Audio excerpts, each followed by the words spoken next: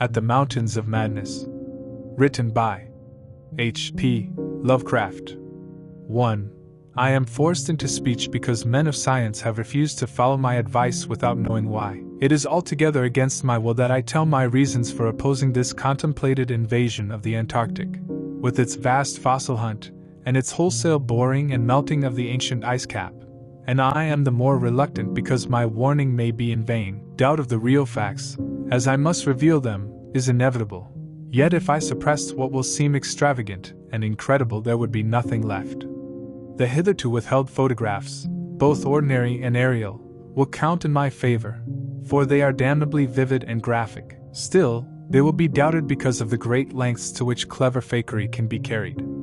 The ink drawings, of course, will be jeered at as obvious impostures, notwithstanding a strangeness of technique which art experts ought to remark and puzzle over. In the end, I must rely on the judgment and standing of the few scientific leaders who have, on the one hand, sufficient independence of thought to weigh my data on its own hideously convincing merits, or in the light of certain primordial and highly baffling myth cycles, and on the other hand, sufficient influence to deter the exploring world in general from any rash and overambitious program in the region of those mountains of madness. It is an unfortunate fact that relatively obscure men like myself and my associates, connected only with a small university, have little chance of making an impression where matters of a wildly bizarre or highly controversial nature are concerned. It is further against us that we are not, in the strictest sense, specialists in the fields which came primarily to be concerned. As a geologist, my object in leading the Miskatonic University expedition was wholly that of securing deep-level specimens of rock and soil from various parts of the Antarctic continent,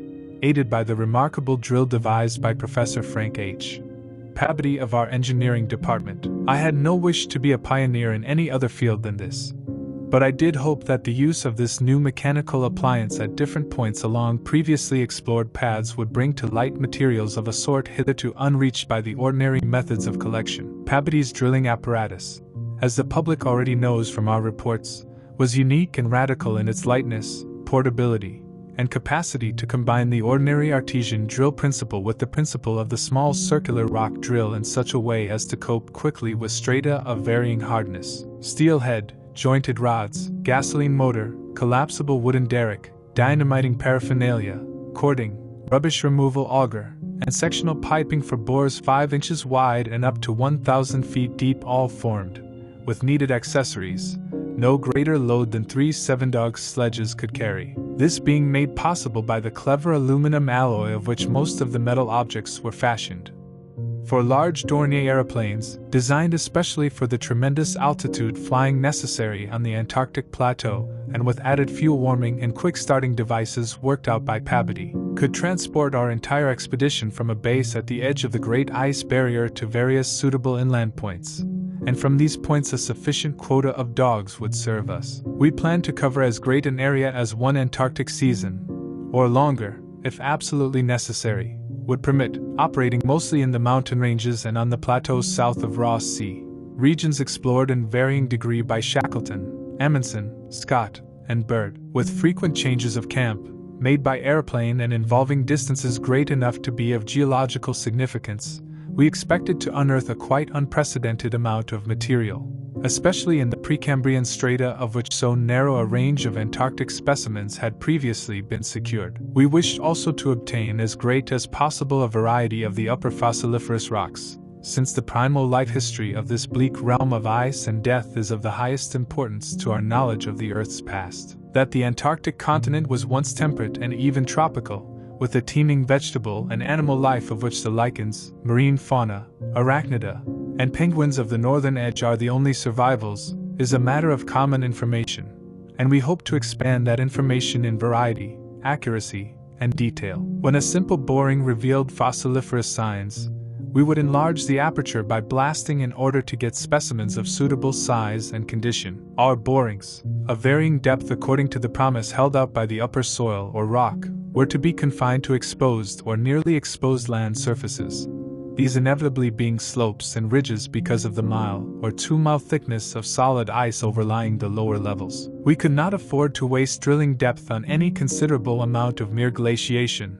though Pabodie had worked out a plan for sinking copper electrodes in thick clusters of borings and melting off limited areas of ice with current from a gasoline-driven dynamo. It is this plan, which we could not put into effect except experimentally on an expedition such as ours, that the coming Starkweather expedition proposes to follow despite the warnings I have issued since our return from the Antarctic. The public knows of the Miskatonic expedition through our frequent wireless reports to the Arkham Advertiser and Associated Press, and through the later articles of Pabodie and myself. We consisted of 4 men from the university: Pabodie, Lake of the Biology Department, Atwood of the Physics Department, also a meteorologist, and I representing geology and having nominal command, besides 16 assistants, 7 graduate students from Miskatonic, and 9 skilled mechanics. Of these 16, 12 were qualified airplane pilots, all but 2 of whom were competent wireless operators.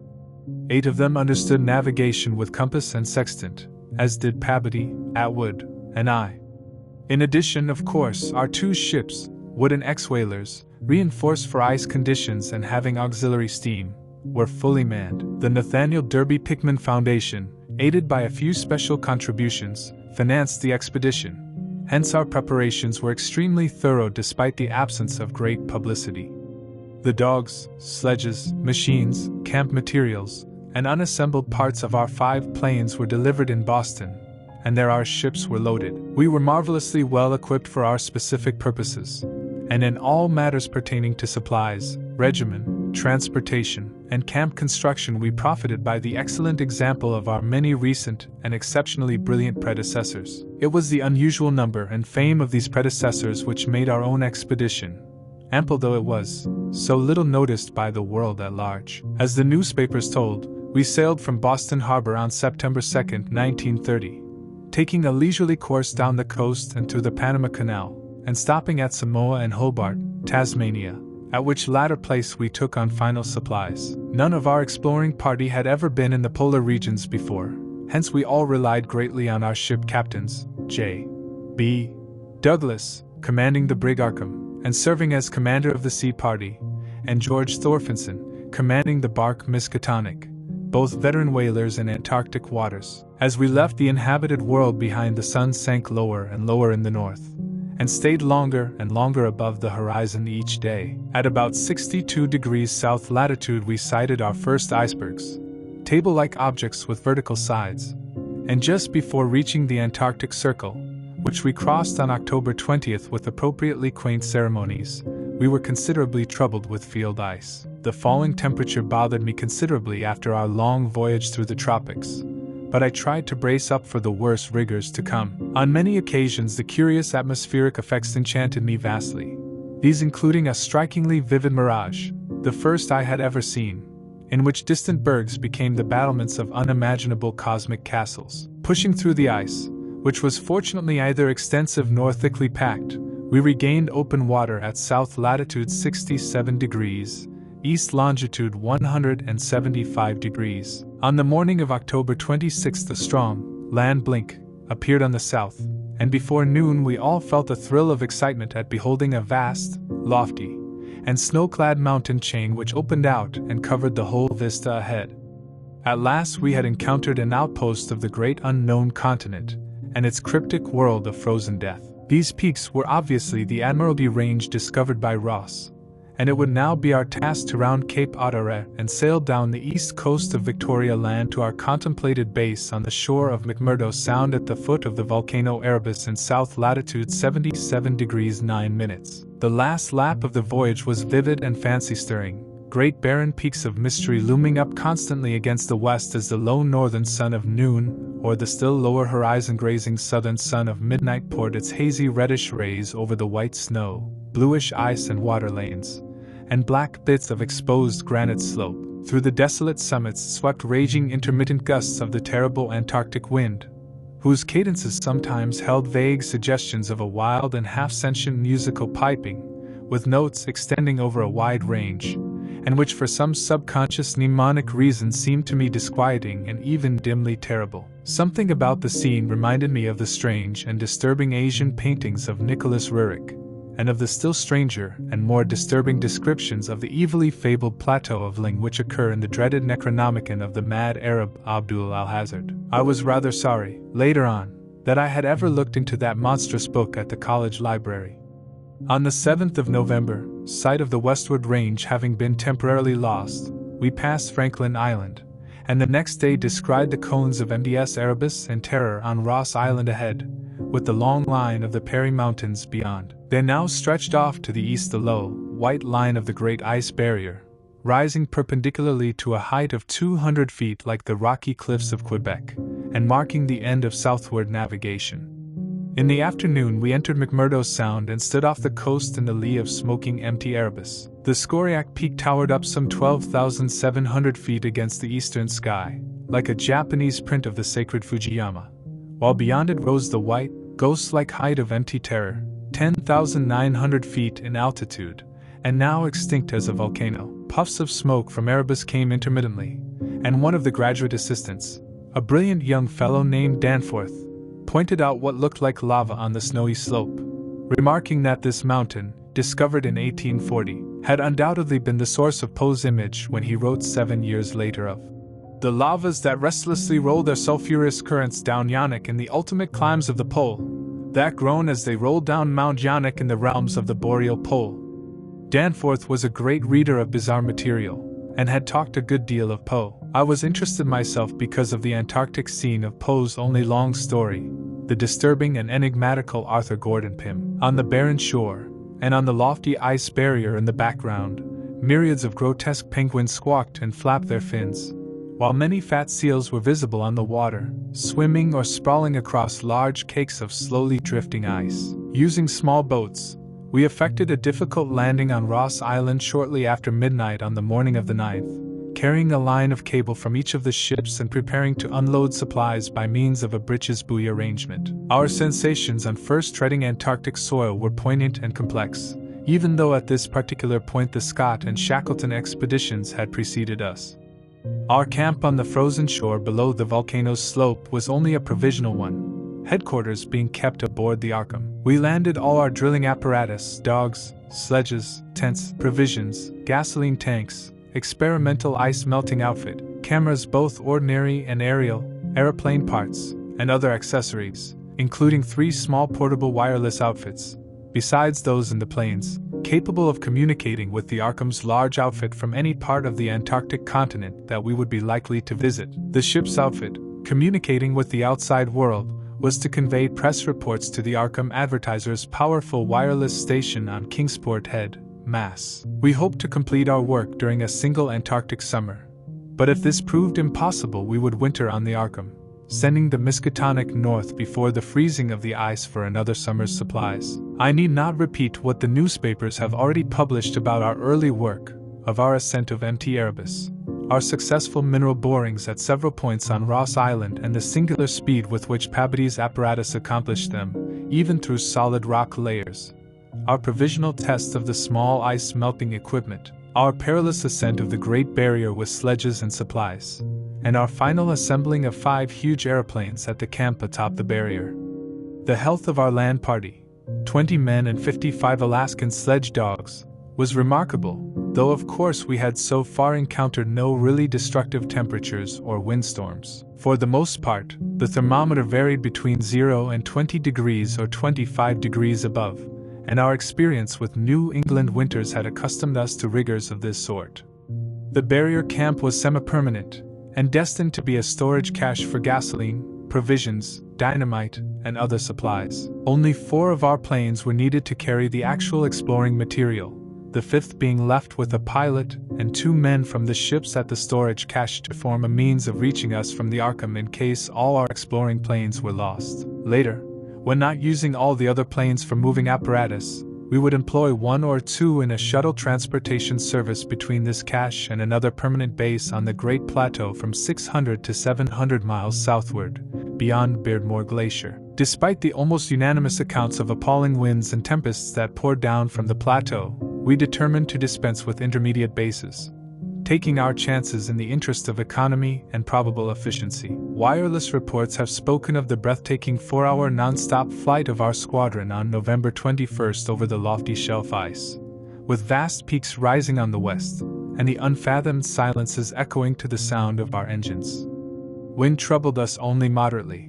and our radio compasses helped us through the one opaque fog we encountered. When the vast rise loomed ahead, between latitudes 83 degrees and 84 degrees, we knew we had reached Beardmore Glacier, the largest valley glacier in the world, and that the frozen sea was now giving place to a frowning and mountainous coastline. At last we were truly entering the white, aeon-dead world of the ultimate south, and even as we realized it we saw the peak of Mt. Nansen in the eastern distance, towering up to its height of almost 15,000 feet. The successful establishment of the southern base above the glacier in latitude 86 degrees 7 minutes, east longitude 174 degrees 23 minutes, and the phenomenally rapid and effective borings and blastings made at various points reached by our sledge trips and short airplane flights, are matters of history, as is the arduous and triumphant ascent of Mt. Nansen by Pabodie and two of the graduate students, Gedney and Carroll, on December 13th to 15th. We were some 8,500 feet above sea level,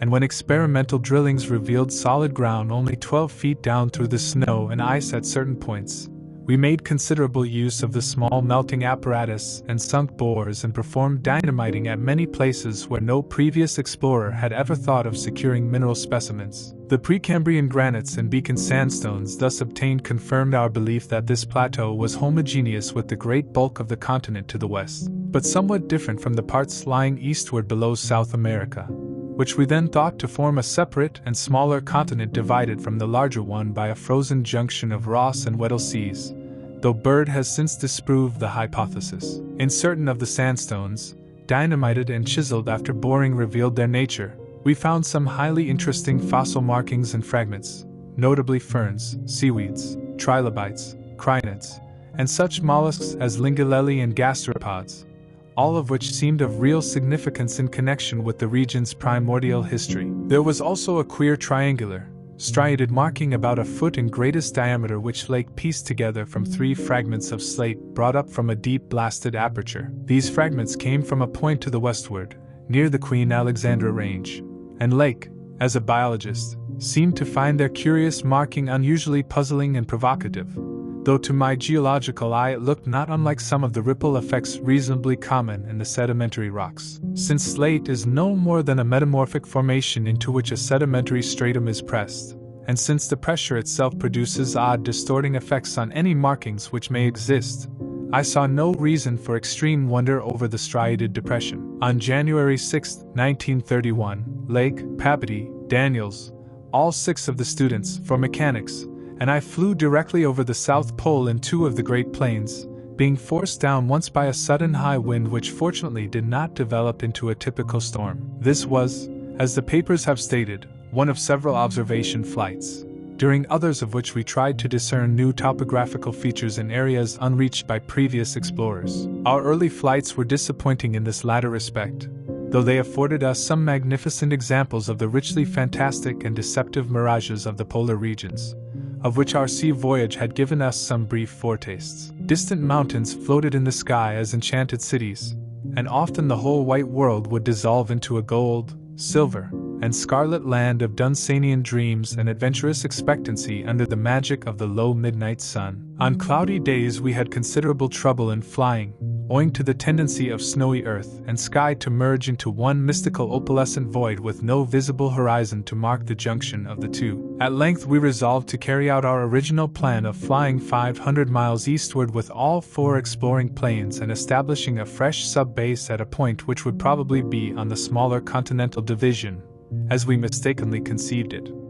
Geological specimens obtained there would be desirable for purposes of comparison. Our health so far had remained excellent, lime juice well offsetting the steady diet of tinned and salted food, and temperatures generally above 0 enabling us to do without our thickest furs.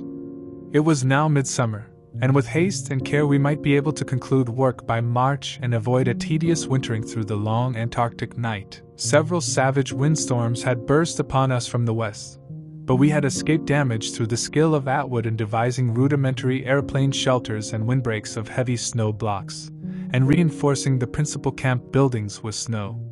Our good luck and efficiency had indeed been almost uncanny. The outside world knew, of course, of our program, and was told also of Lake's strange and dogged insistence on a westward, or rather, northwestward, prospecting trip before our radical shift to the new base. It seems he had pondered a great deal, and with alarmingly radical daring, over that triangular striated marking in the slate, reading into it certain contradictions in nature and geological period which whetted his curiosity to the utmost, and made him avid to sink more borings and blastings in the west-stretching formation to which the exhumed fragments evidently belong. He was strangely convinced that the marking was the print of some bulky, unknown, and radically unclassifiable organism of considerably advanced evolution, notwithstanding that the rock which bore it was of so vastly ancient a date, Cambrian if not actually Precambrian, as to preclude the probable existence not only of all highly evolved life, but of any life at all above the unicellular or at most the trilobite stage. These fragments, with their odd marking, must have been 500 million to 1,000 million years old. 2. Popular imagination, I judge, responded actively to our wireless bulletins of Lake's start northwestward into regions never trodden by human foot or penetrated by human imagination, though we did not mention his wild hopes of revolutionizing the entire sciences of biology and geology. His preliminary sledging and boring journey of January 11th to 18th with Pabodie and 5 others, marred by the loss of 2 dogs in an upset when crossing one of the great pressure ridges in the ice, had brought up more and more of the Archean slate, and even I was interested by the singular profusion of evident fossil markings in that unbelievably ancient stratum. These markings, however, were of very primitive life forms involving no great paradox except that any life forms should occur in rock as definitely Precambrian as this seemed to be. Hence I still failed to see the good sense of Lake's demand for an interlude in our time-saving program, an interlude requiring the use of all 4 planes, many men, and the whole of the expedition's mechanical apparatus. I did not, in the end, veto the plan, though I decided not to accompany the northwestward party despite Lake's plea for my geological advice. While they were gone, I would remain at the base with Pabodie and 5 men and work out final plans for the eastward shift. In preparation for this transfer, one of the planes had begun to move up a good gasoline supply from McMurdo Sound, but this could wait temporarily. I kept with me 1 sledge and 9 dogs, since it is unwise to be at any time without possible transportation in an utterly tenantless world of aeon-long death. Lake's sub-expedition into the unknown, as everyone will recall, sent out its own reports from the shortwave transmitters on the plains, these being simultaneously picked up by our apparatus at the southern base and by the Arkham at McMurdo Sound, whence they were relayed to the outside world on wavelengths up to 50 meters. The start was made January 22nd at 4 a.m., and the first wireless message we received came only 2 hours later, when Lake spoke of descending and starting a small-scale ice melting and bore at a point some 300 miles away from us. 6 hours after that a second and very excited message told of the frantic, beaver-like work whereby a shallow shaft had been sunk and blasted, culminating in the discovery of slate fragments with several markings approximately like the one which had caused the original puzzlement. 3 hours later a brief bulletin announced the resumption of the flight in the teeth of a raw and piercing gale, and when I dispatched a message of protest against further hazards, Lake replied curtly that his new specimens made any hazard worth taking. I saw that his excitement had reached the point of mutiny, and that I could do nothing to check this headlong risk of the whole expedition's success. But it was appalling to think of his plunging deeper and deeper into that treacherous and sinister white immensity of tempests and unfathomed mysteries which stretched off for some 1,500 miles to the half-known, half-suspected coastline of Queen Mary and Knox Lands. Then, in about an hour and a half more, came that doubly excited message from Lake's moving plane which almost reversed my sentiments and made me wish I had accompanied the party. 10:05 p.m. On the wing.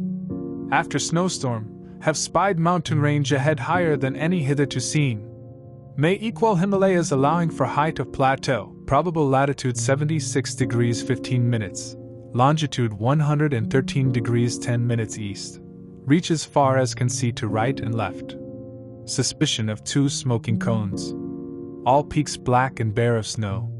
Gale blowing off them impedes navigation. After that Pabodie, the men, and I hung breathlessly over the receiver. Thought of this titanic mountain rampart 700 miles away inflamed our deepest sense of adventure, and we rejoiced that our expedition, if not ourselves personally, had been its discoverers. In half an hour Lake called us again. Moulton's plane forced down on plateau and foothills, but nobody hurt and perhaps can repair. Shall transfer essentials to other 3 for return or further moves if necessary, but no more heavy plane travel needed just now. Mountains surpass anything in imagination. AM going up scouting in Carol's plane, with all weight out. You can't imagine anything like this. Highest peaks must go over 35,000 feet. Everest out of the running. Atwood to work out height with the Autolite while Carol and I go up. Probably wrong about cones, for formations look stratified. Possibly Precambrian slate with other strata mixed in. Queer skyline effects, regular sections of cubes clinging to highest peaks. Whole thing marvelous in red gold light of low sun, like land of mystery in a dream or gateway to forbidden world of untrodden wonder. Wish you were here to study. Though it was technically sleeping time, not one of us listeners thought for a moment of retiring. It must have been a good deal the same at McMurdo Sound, where the supply cache and the Arkham were also getting the messages, for Captain Douglas gave out a call congratulating everybody on the important find, and Sherman, the cache operator, seconded his sentiments. We were sorry, of course, about the damaged aeroplane, but hoped it could be easily mended. Then, at 11 p.m., came another call from Lake. Up with Carol over highest foothills. Don't dare try really tall peaks in present weather, but shall later. Frightful work climbing, and hard going at this altitude, but worth it. Great range fairly solid, hence can't get any glimpses beyond. Main summits exceed Himalayas, and very queer. Range looks like Precambrian slate, with plain signs of many other upheaved strata. Was wrong about volcanism. Goes farther in either direction than we can see. Swept clear of snow above about 21,000 feet. Odd formations on slopes of highest mountains. Great low square blocks with exactly vertical sides, and rectangular lines of low vertical ramparts, like the old Asian castles clinging to steep mountains in Rurick's paintings, impressive from distance. Flew close to some, and Carol thought they were formed of smaller separate pieces, but that is probably weathering. Most edges crumbled and rounded off, as if exposed to storms and climate changes for millions of years. Parts, especially upper parts, seemed to be of lighter colored rock than any visible strata on slopes proper, hence an evidently crystalline origin. Close flying shoes many cave mouths, some unusually regular in outline, square or semicircular. You must come and investigate. Think I saw ramparts squarely on top of one peak. Height seems about 30,000 to 35,000 feet. AM up 21,500 myself, and devilish gnawing cold. Wind whistles and pipes through passes and in and out of caves, but no flying danger so far.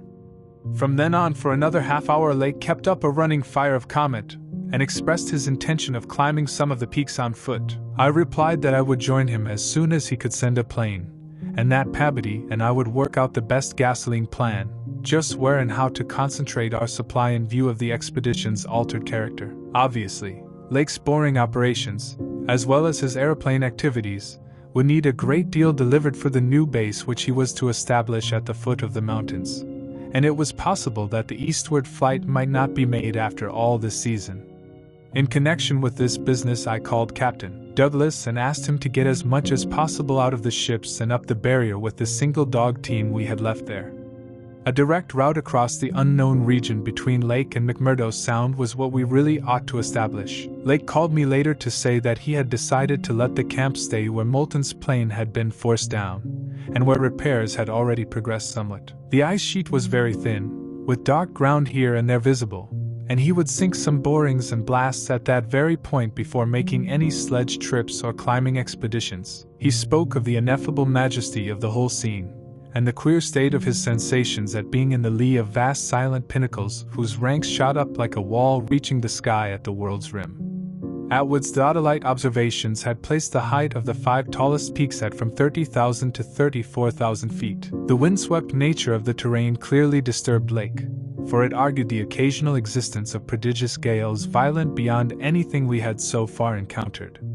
His camp lay a little more than 5 miles from where the higher foothills abruptly rose. I could almost trace a note of subconscious alarm in his words, flashed across a glacial void of 700 miles, as he urged that we all hasten with the matter and get the strange new region disposed of as soon as possible.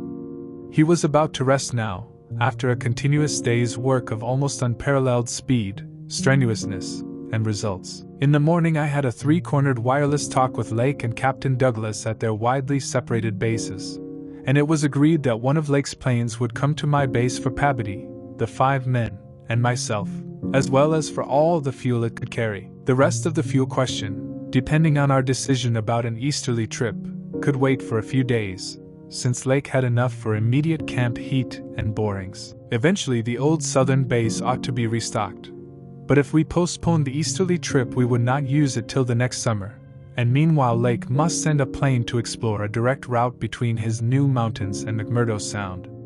Pabity and I prepared to close our base for a short or long period, as the case might be. If we wintered in the Antarctic we would probably fly straight from Lake's base to the Arkham without returning to this spot. Some of our conical tents had already been reinforced by blocks of hard snow, and now we decided to complete the job of making a permanent Eskimo village. Owing to a very liberal tent supply, Lake had with him all that his base would need even after our arrival. I wirelessed that Pabity and I would be ready for the northwestward move after 1 day's work and 1 night's rest. Our labors, however, were not very steady after 4 p.m., for about that time Lake began sending in the most extraordinary and excited messages. His working day had started unpropitiously, since an aeroplane survey of the nearly exposed rock surfaces showed an entire absence of those Archean and primordial strata for which he was looking, and which formed so great a part of the colossal peaks that loomed up at a tantalizing distance from the camp. Most of the rocks glimpsed were apparently Jurassic and Comanchean sandstones and Permian and Triassic schists, with now and then a glossy black outcropping suggesting a hard and slaty coal. This rather discouraged Lake, whose plans all hinged on unearthing specimens more than 500 million years older. It was clear to him that in order to recover the Archean slate vein in which he had found the odd markings, he would have to make a long sledge trip from these foothills to the steep slopes of the gigantic mountains themselves. He had resolved, nevertheless, to do some local boring as part of the expedition's general program, hence set up the drill and put 5 men to work with it while the rest finished settling the camp and repairing the damaged airplane. The softest visible rock, a sandstone about 1/4 mile from the camp, had been chosen for the first sampling, and the drill made excellent progress without much supplementary blasting. It was about 3 hours afterward, following the first really heavy blast of the operation, that the shouting of the drill crew was heard, and that young Gedney, the acting foreman, rushed into the camp with the startling news.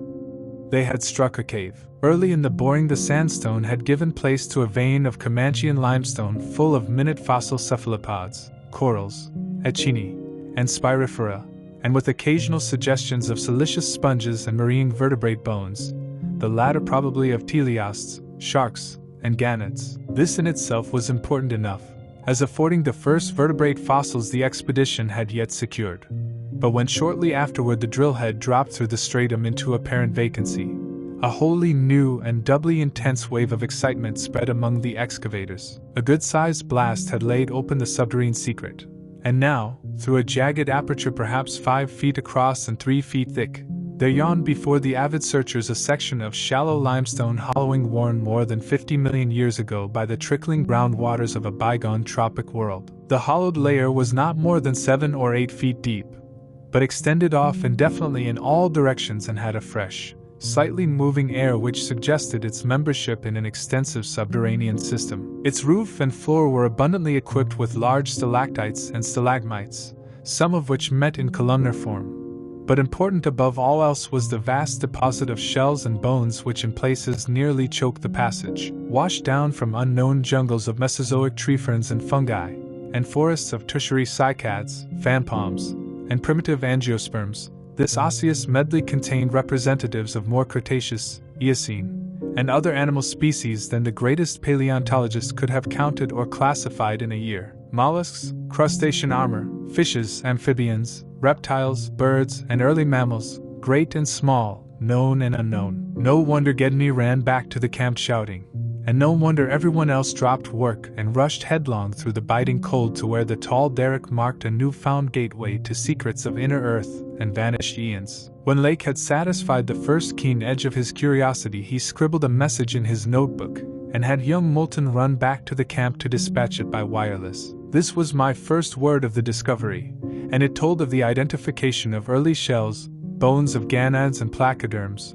remnants of labyrinthodonts and decadonts, great mosasaur skull fragments, dinosaur vertebrae and armor plates, pterodactyl teeth and wing bones, Archaeopteryx debris, Miocene shark's teeth, primitive bird skulls, and skulls, vertebrae, and other bones of archaic mammals such as Paleotheres, Ziphidons, Dinoceraces, Eohippie, Oreodons, and Titanotheres. There was nothing as recent as a mastodon, elephant, true camel, deer, or bovine animal.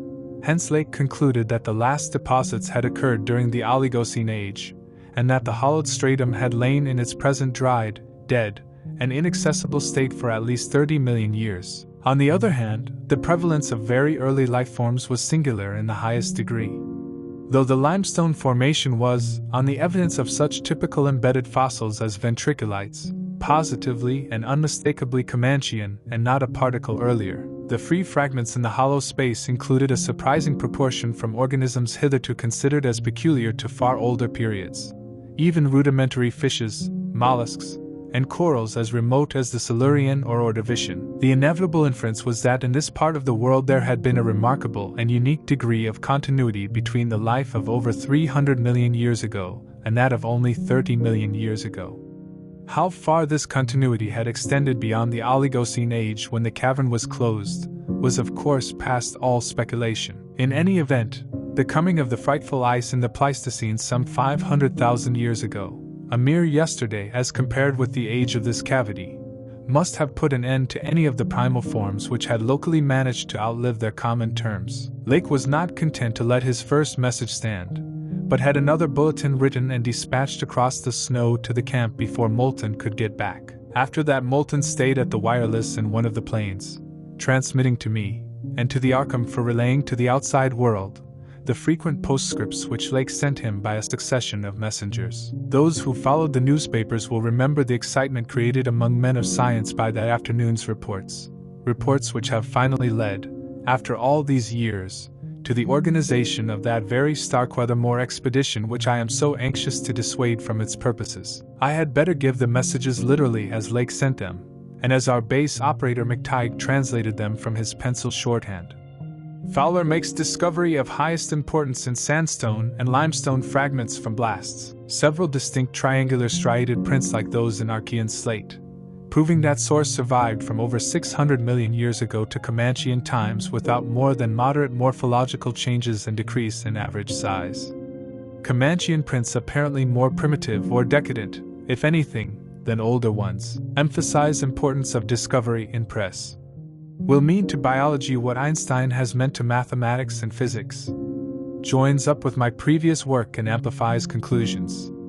Appears to indicate, as I suspected, that Earth has seen whole cycle or cycles of organic life before known one that begins with Archaeozoic cells. Was evolved and specialized not later than 1,000 million years ago, when planet was young and recently uninhabitable for any life forms or normal protoplasmic structure. Question arises when, where, and how development took place. Later, examining certain skeletal fragments of large land and marine saurians and primitive mammals, find singular local wounds or injuries to bony structure not attributable to any known predatory or carnivorous animal of any period. Of two sorts, straight, penetrant bores, and apparently hacking incisions. 1 or 2 cases of cleanly severed bone, not many specimens affected. AM sending to camp for electric torches. Will extend search area underground by hacking away stalactites. Still later, have found peculiar soapstone fragment about 6 inches across and 1.5 inches thick, wholly unlike any visible local formation. Greenish, but no evidences to place its period. Has curious smoothness and regularity. Shaped like 5-pointed star with tips broken off, and signs of other cleavage at inward angles and in center of surface. Small, smooth depression in center of unbroken surface. arouses much curiosity as to source and weathering. Probably some freak of water action. Carroll, with magnifier, thinks he can make out additional markings of geologic significance. Groups of tiny dots and regular patterns. Dogs growing uneasy as we work, and seem to hate this soapstone. Must see if it has any peculiar odor. We'll report again when Mills gets back with light, and we start on underground area. 10:15 p.m. Important discovery. Orendorff and Watkins, working underground at 9:45 with light, found monstrous barrel-shaped fossil of wholly unknown nature, probably vegetable unless overgrown specimen of unknown marine radiata. Tissue evidently preserved by mineral salts. Tough as leather, but astonishing flexibility retained in places. Marks of broken-off parts at ends and around sides. 6 feet end to end, 3.5 feet central diameter, tapering to 1 foot at each end. Like a barrel with 5 bulging ridges in place of staves. Lateral breakages, as of thinnish stalks, are at equator and middle of these ridges. In furrows between ridges are curious growths, combs or wings that fold up and spread out like fans. All greatly damaged but one, which gives almost 7-foot wingspread. Arrangement reminds one of certain monsters of primal myth, especially fabled elder things in Necronomicon. These wings seem to be membranous, stretched on framework of glandular tubing, apparent minute orifices in frame tubing at wingtips. Ends of body shriveled, giving no clue to interior or to what has been broken off there. Must dissect when we get back to camp. Can't decide whether vegetable or animal. Many features obviously of almost incredible primitiveness. Have set all hands cutting stalactites and looking for further specimens. Additional scarred bones found, but these must wait. Having trouble with dogs. They can't endure the new specimen, and would probably tear it to pieces if we didn't keep it at a distance from them. 11:30 p.m. Attention, Dyer, Pabody, Douglas. Matter of highest, I might say transcendent, importance. Arkham must relay to Kingsport Head Station at once. Strange barrel growth is the Archean thing that left prints in rocks. Mills, Boudreau, and Fowler discover cluster of 13 more at underground point 40 feet from aperture, mixed with curiously rounded and configured soapstone fragments smaller than one previously found, star-shaped but no marks of breakage except at some of the points. Of organic specimens, 8 apparently perfect, with all appendages. Have brought all to surface, leading off dogs to distance. They cannot stand the things, give close attention to description and repeat back for accuracy. Papers must get this right. Objects are 8 feet long all over. 6 foot 5 ridged barrel torso, 3.5 feet central diameter, 1 foot end diameters. Dark gray, flexible, and infinitely tough. 7-foot membranous wings of same color, found folded, spread out of furrows between ridges. Wing framework tubular or glandular, of lighter gray, with orifices at wingtips. Spread wings have serrated edge, around equator, one at central apex of each of the 5 vertical, stave-like ridges, are 5 systems of light gray flexible arms or tentacles found tightly folded to torso but expansible to maximum length of over 3 feet. Like arms of primitive crinid, single stalks 3 inches diameter branch after 6 inches into 5 substalks, each of which branches after 8 inches into 5 small, tapering tentacles or tendrils, giving each stalk a total of 25 tentacles. At top of torso, blunt bulbous neck of lighter gray with gill-like suggestions holds yellowish 5-pointed starfish-shaped apparent head covered with 3-inch wiry cilia of various prismatic colors. Head thick and puffy, about 2 feet point to point, with 3-inch flexible yellowish tubes projecting from each point, slit in exact center of top, probably breathing aperture. At end of each tube is spherical expansion where yellowish membrane rolls back on handling to reveal glassy, red iris globe, evidently an eye. 5 slightly longer reddish tubes start from inner angles of starfish-shaped head and end in sac-like swellings of same color which upon pressure open to bell-shaped orifices 2 inches maximum diameter and lined with sharp white tooth-like projections. Probable mouths. All these tubes, cilia, and points of starfish head found folded tightly down, tubes and points clinging to bulbous neck and torso. Flexibility surprising despite vast toughness. At bottom of torso, rough but dissimilarly functioning counterparts of head arrangements exist. Bulbous light gray pseudoneck, without gill suggestions, holds greenish 5-pointed starfish arrangement. Tough, muscular arms 4 feet long and tapering from 7 inches diameter at base to about 2.5 at point. To each point is attached small end of a greenish 5-vein membranous triangle 8 inches long and 6 wide at farther end. This is the paddle, fin, or pseudofoot which has made prints in rocks from 1,000 million to 50 or 60 million years old. From inner angles of starfish arrangement project 2-foot reddish tubes tapering from 3 inches diameter at base to 1 at tip. Orifices at tips. All these parts infinitely tough and leathery, but extremely flexible. 4-foot arms with paddles undoubtedly used for locomotion of some sort, marine or otherwise. When moved, display suggestions of exaggerated muscularity. As found, all these projections tightly folded over pseudoneck and end of torso, corresponding to projections at other end. Cannot yet assign positively to animal or vegetable kingdom, but odds now favor animal. Probably represents incredibly advanced evolution of radiata without loss of certain primitive features. Echinoderm resemblances unmistakable despite local contradictory evidences. Wing structure puzzles in view of probable marine habitat, but may have use in water navigation. Symmetry is curiously vegetable-like, suggesting vegetables essentially up and down structure rather than animals fore and aft structure. Fabulously early date of evolution, preceding even simplest Archean protozoa hitherto known, baffles all conjecture as to origin. Complete specimens have such uncanny resemblance to certain creatures of primal myth that suggestion of ancient existence outside Antarctic becomes inevitable. Dyer and Pabody have read Necronomicon and seen Clark Ashton Smith's nightmare paintings based on text, and will understand when I speak of elder things supposed to have created all earth life as jest or mistake. Students have always thought conception formed from morbid imaginative treatment of very ancient tropical radiata. Also like prehistoric folklore things Wilmoth has spoken of, Cthulhu cult appendages, etc. Vast field of study opened. Deposits probably of late Cretaceous or early Eocene period, judging from associated specimens. Massive stalagmites deposited above them. Hard work hewing out, but toughness prevented damage, state of preservation miraculous, evidently owing to limestone action. No more found so far, but will resume search later. Job now to get 14 huge specimens to camp without dogs, which bark furiously and can't be trusted near them.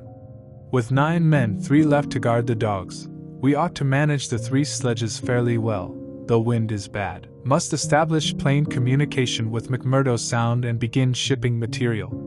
But I've got to dissect one of these things before we take any rest. Wish I had a real laboratory here. Dyer better kick himself for having tried to stop my westward trip. First the world's greatest mountains, and then this. If this last isn't the high spot of the expedition, I don't know what is. We're made scientifically. Congrats, Pabody, on the drill that opened up the cave. Now will Arkham please repeat description? The sensations of Pabody and myself at receipt of this report were almost beyond description, nor were our companions much behind us in enthusiasm.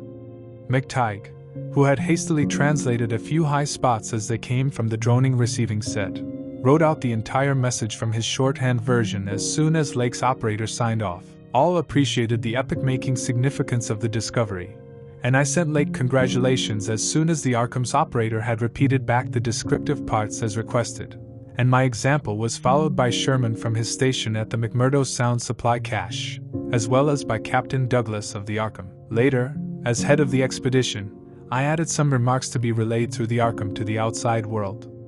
Of course, rest was an absurd thought amidst this excitement, and my only wish was to get to Lake's camp as quickly as I could. It disappointed me when he sent word that a rising mountain gale made early aerial travel impossible, but within an hour and a half interest again rose to banish disappointment.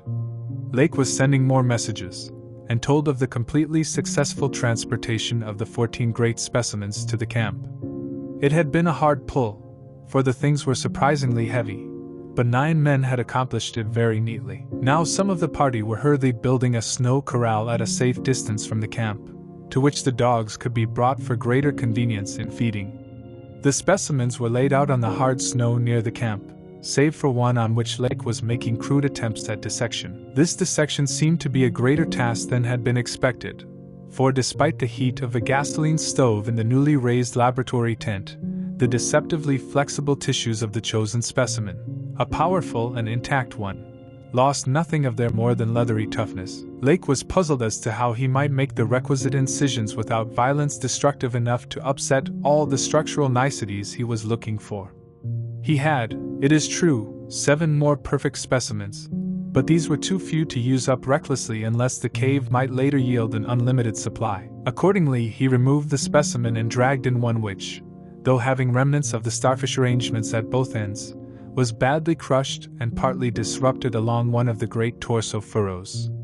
Results, quickly reported over the wireless, were baffling and provocative indeed. Nothing like delicacy or accuracy was possible with instruments hardly able to cut the anomalous tissue, but the little that was achieved left us all awed and bewildered. Existing biology would have to be wholly revised, for this thing was no product of any cell growth science knows about. There had been scarcely any mineral replacement, and despite an age of perhaps 40 million years, the internal organs were wholly intact. The leathery, undeteriorative, and almost indestructible quality was an inherent attribute of the thing's form of organization, and pertained to some Paleogean cycle of invertebrate evolution utterly beyond our powers of speculation. At first all that Lake found was dry, but as the heated tent produced its thawing effect, organic moisture of pungent and offensive odor was encountered toward the thing's uninjured side. It was not blood, but a thick, dark green fluid apparently answering the same purpose. By the time Lake reached this stage, all 37 dogs had been brought to the still uncompleted corral near the camp, and even at that distance set up a savage barking and show of restlessness at the acrid, diffusive smell. Far from helping to place the strange entity, this provisional dissection merely deepened its mystery. All guesses about its external members had been correct, and on the evidence of these one could hardly hesitate to call the thing animal. But internal inspection brought up so many vegetable evidences that Lake was left hopelessly at sea. It had digestion and circulation, and eliminated waste matter through the reddish tubes of its starfish-shaped base. Cursorily, one would say that its respiratory apparatus handled oxygen rather than carbon dioxide, and there were odd evidences of air storage chambers and methods of shifting respiration from the external orifice to at least 2 other fully developed breathing systems, gills and pores. Clearly, it was amphibian and probably adapted to long airless hibernation periods as well. Vocal organs seemed present in connection with the main respiratory system, but they presented anomalies beyond immediate solution. Articulate speech, in the sense of syllable utterance, seemed barely conceivable, but musical piping notes, covering a wide range, were highly probable. The muscular system was almost preternaturally developed. The nervous system was so complex and highly developed as to leave Lake aghast. Though excessively primitive and archaic in some respects, the thing had a set of ganglial centers and connectives arguing the very extremes of specialized development. Its 5-lobed brain was surprisingly advanced, and there were signs of a sensory equipment, served in part through the wiry cilia of the head, involving factors alien to any other terrestrial organism. Probably it had more than 5 senses, so that its habits could not be predicted from any existing analogy. It must, Lake thought, have been a creature of keen sensitiveness and delicately differentiated functions in its primal world, much like the ants and bees of today. It reproduced like the vegetable cryptogams, especially the pteridophytes, having spore cases at the tips of the wings and evidently developing from a thallus or prothallus. But to give it a name at this stage was mere folly. It looked like a radiate, but was clearly something more. It was partly vegetable, but had 3/4 of the essentials of animal structure. That it was marine in origin, its symmetrical contour and certain other attributes clearly indicated, yet one could not be exact as to the limit of its later adaptations.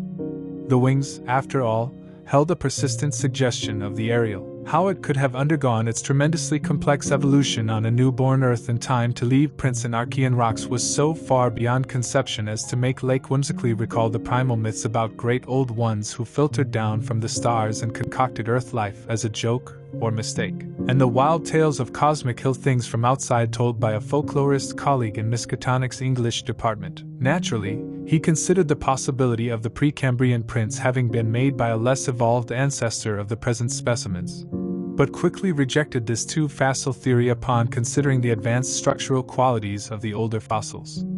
If anything, the later contours showed decadence rather than higher evolution. The size of the pseudofeet had decreased, and the whole morphology seemed coarsened and simplified. Moreover, the nerves and organs just examined held singular suggestions of retrogression from forms still more complex.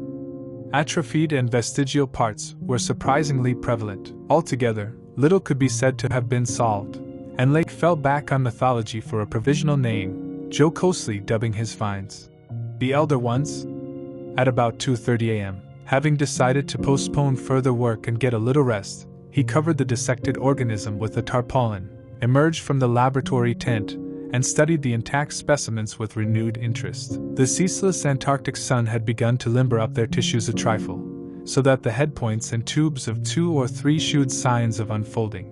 But Lake did not believe there was any danger of immediate decomposition in the almost sub-zero air. He did, however, move all the undissected specimens closer together and throw a spare tent over them in order to keep off the direct solar rays. That would also help to keep their possible scent away from the dogs, whose hostile unrest was really becoming a problem even at their substantial distance, and behind the higher and higher snow walls which an increased quota of the men were hastening to raise around their quarters. He had to weight down the corners of the tent cloth with heavy blocks of snow to hold it in place amidst the rising gale, for the Titan Mountains seemed about to deliver some gravely severe blasts. Early apprehensions about sudden Antarctic winds were revived, and under Atwood's supervision precautions were taken to bank the tents, new dog corral, and crude airplane shelters with snow on the mountain-ward side. These latter shelters, begun with hard snow blocks during odd moments, were by no means as high as they should have been, and Lake finally detached all hands from other tasks to work on them.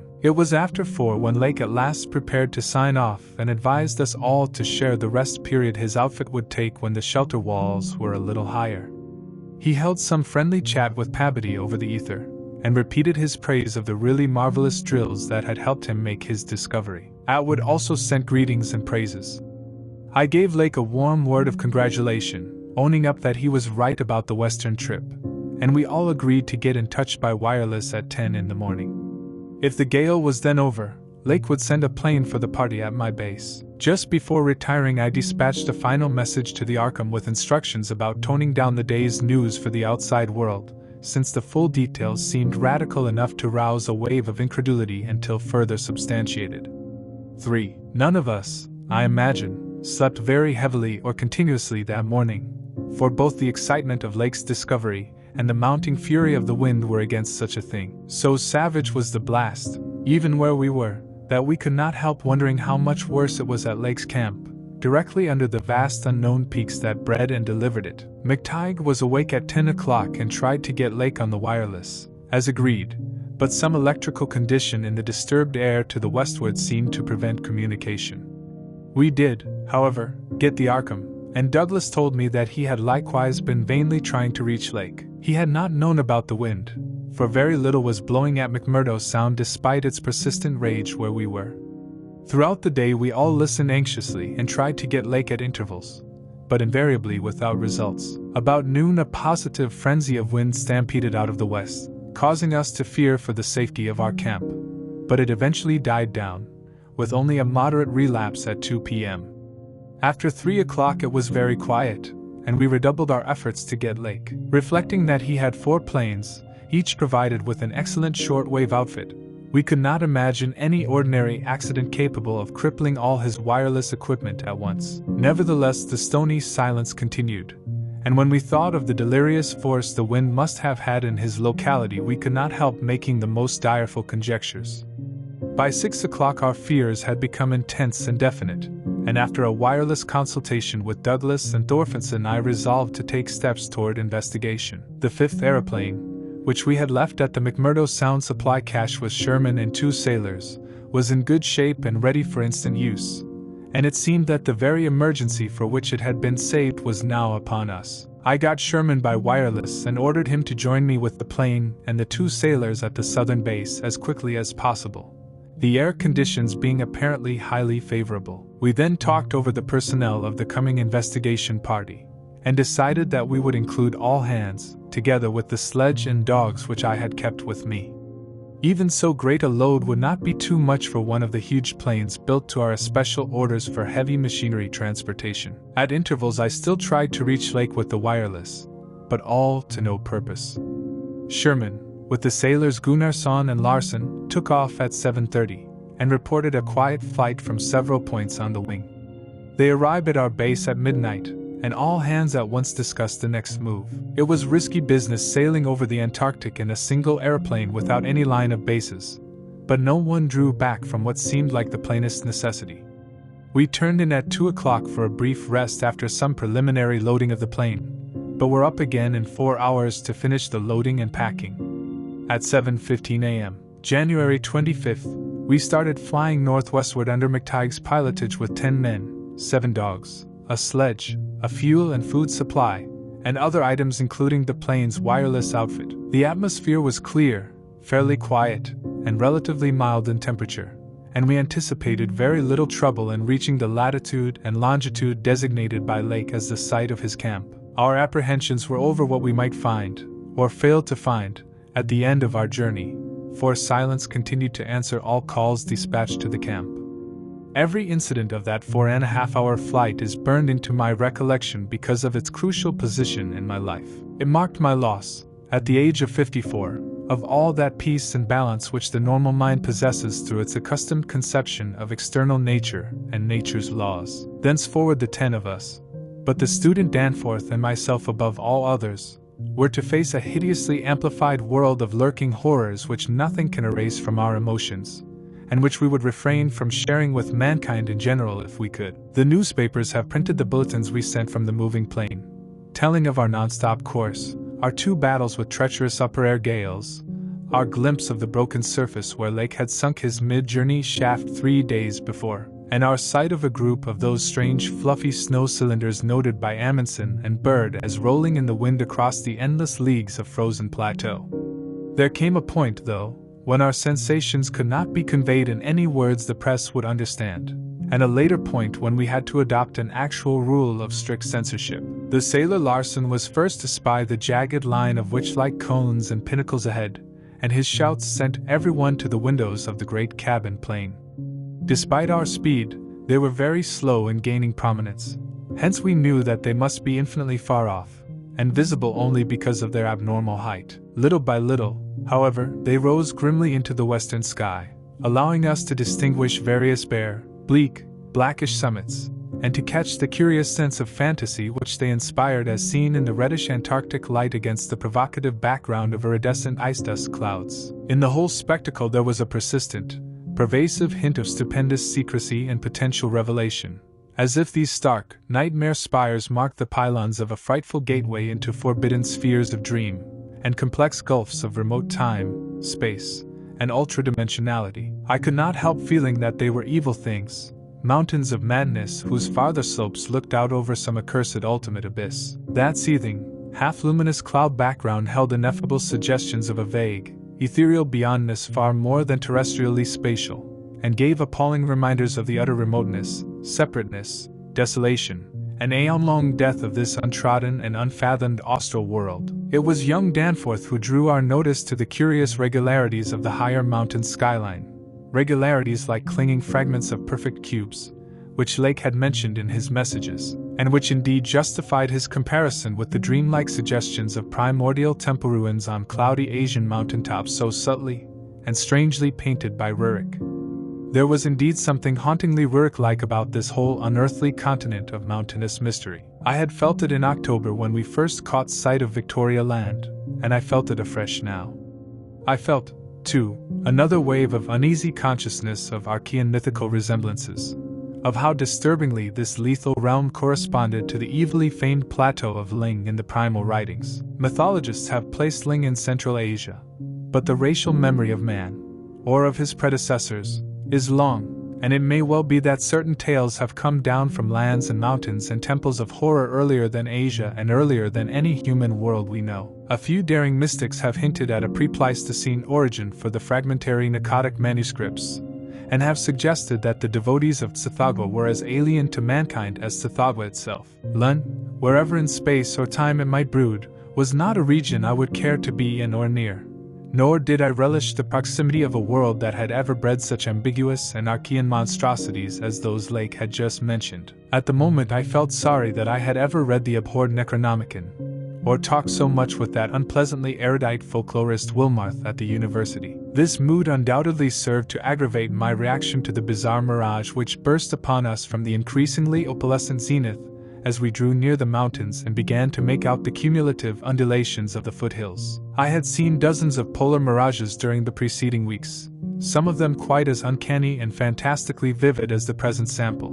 But this one had a wholly novel and obscure quality of menacing symbolism, and I shuddered as the seething labyrinth of fabulous walls and towers and minarets loomed out of the troubled ice vapors above our heads. The effect was that of a cyclopean city of no architecture known to man or to human imagination, with vast aggregations of night-black masonry embodying monstrous perversions of geometrical laws and attaining the most grotesque extremes of sinister bizarrerie. There were truncated cones, sometimes terraced or fluted, surmounted by tall cylindrical shafts here and there bulbously enlarged and often capped with tiers of thinnish scalloped discs, and strange, beetling, table-like constructions suggesting piles of multitudinous rectangular slabs or circular plates, or five-pointed stars with each one overlapping the one beneath. There were composite cones and pyramids either alone or surmounting cylinders or cubes or flatter truncated cones and pyramids, and occasional needle-like spires and curious clusters of five. All of these febrile structures seemed knit together by tubular bridges crossing from one to the other at various dizzy heights,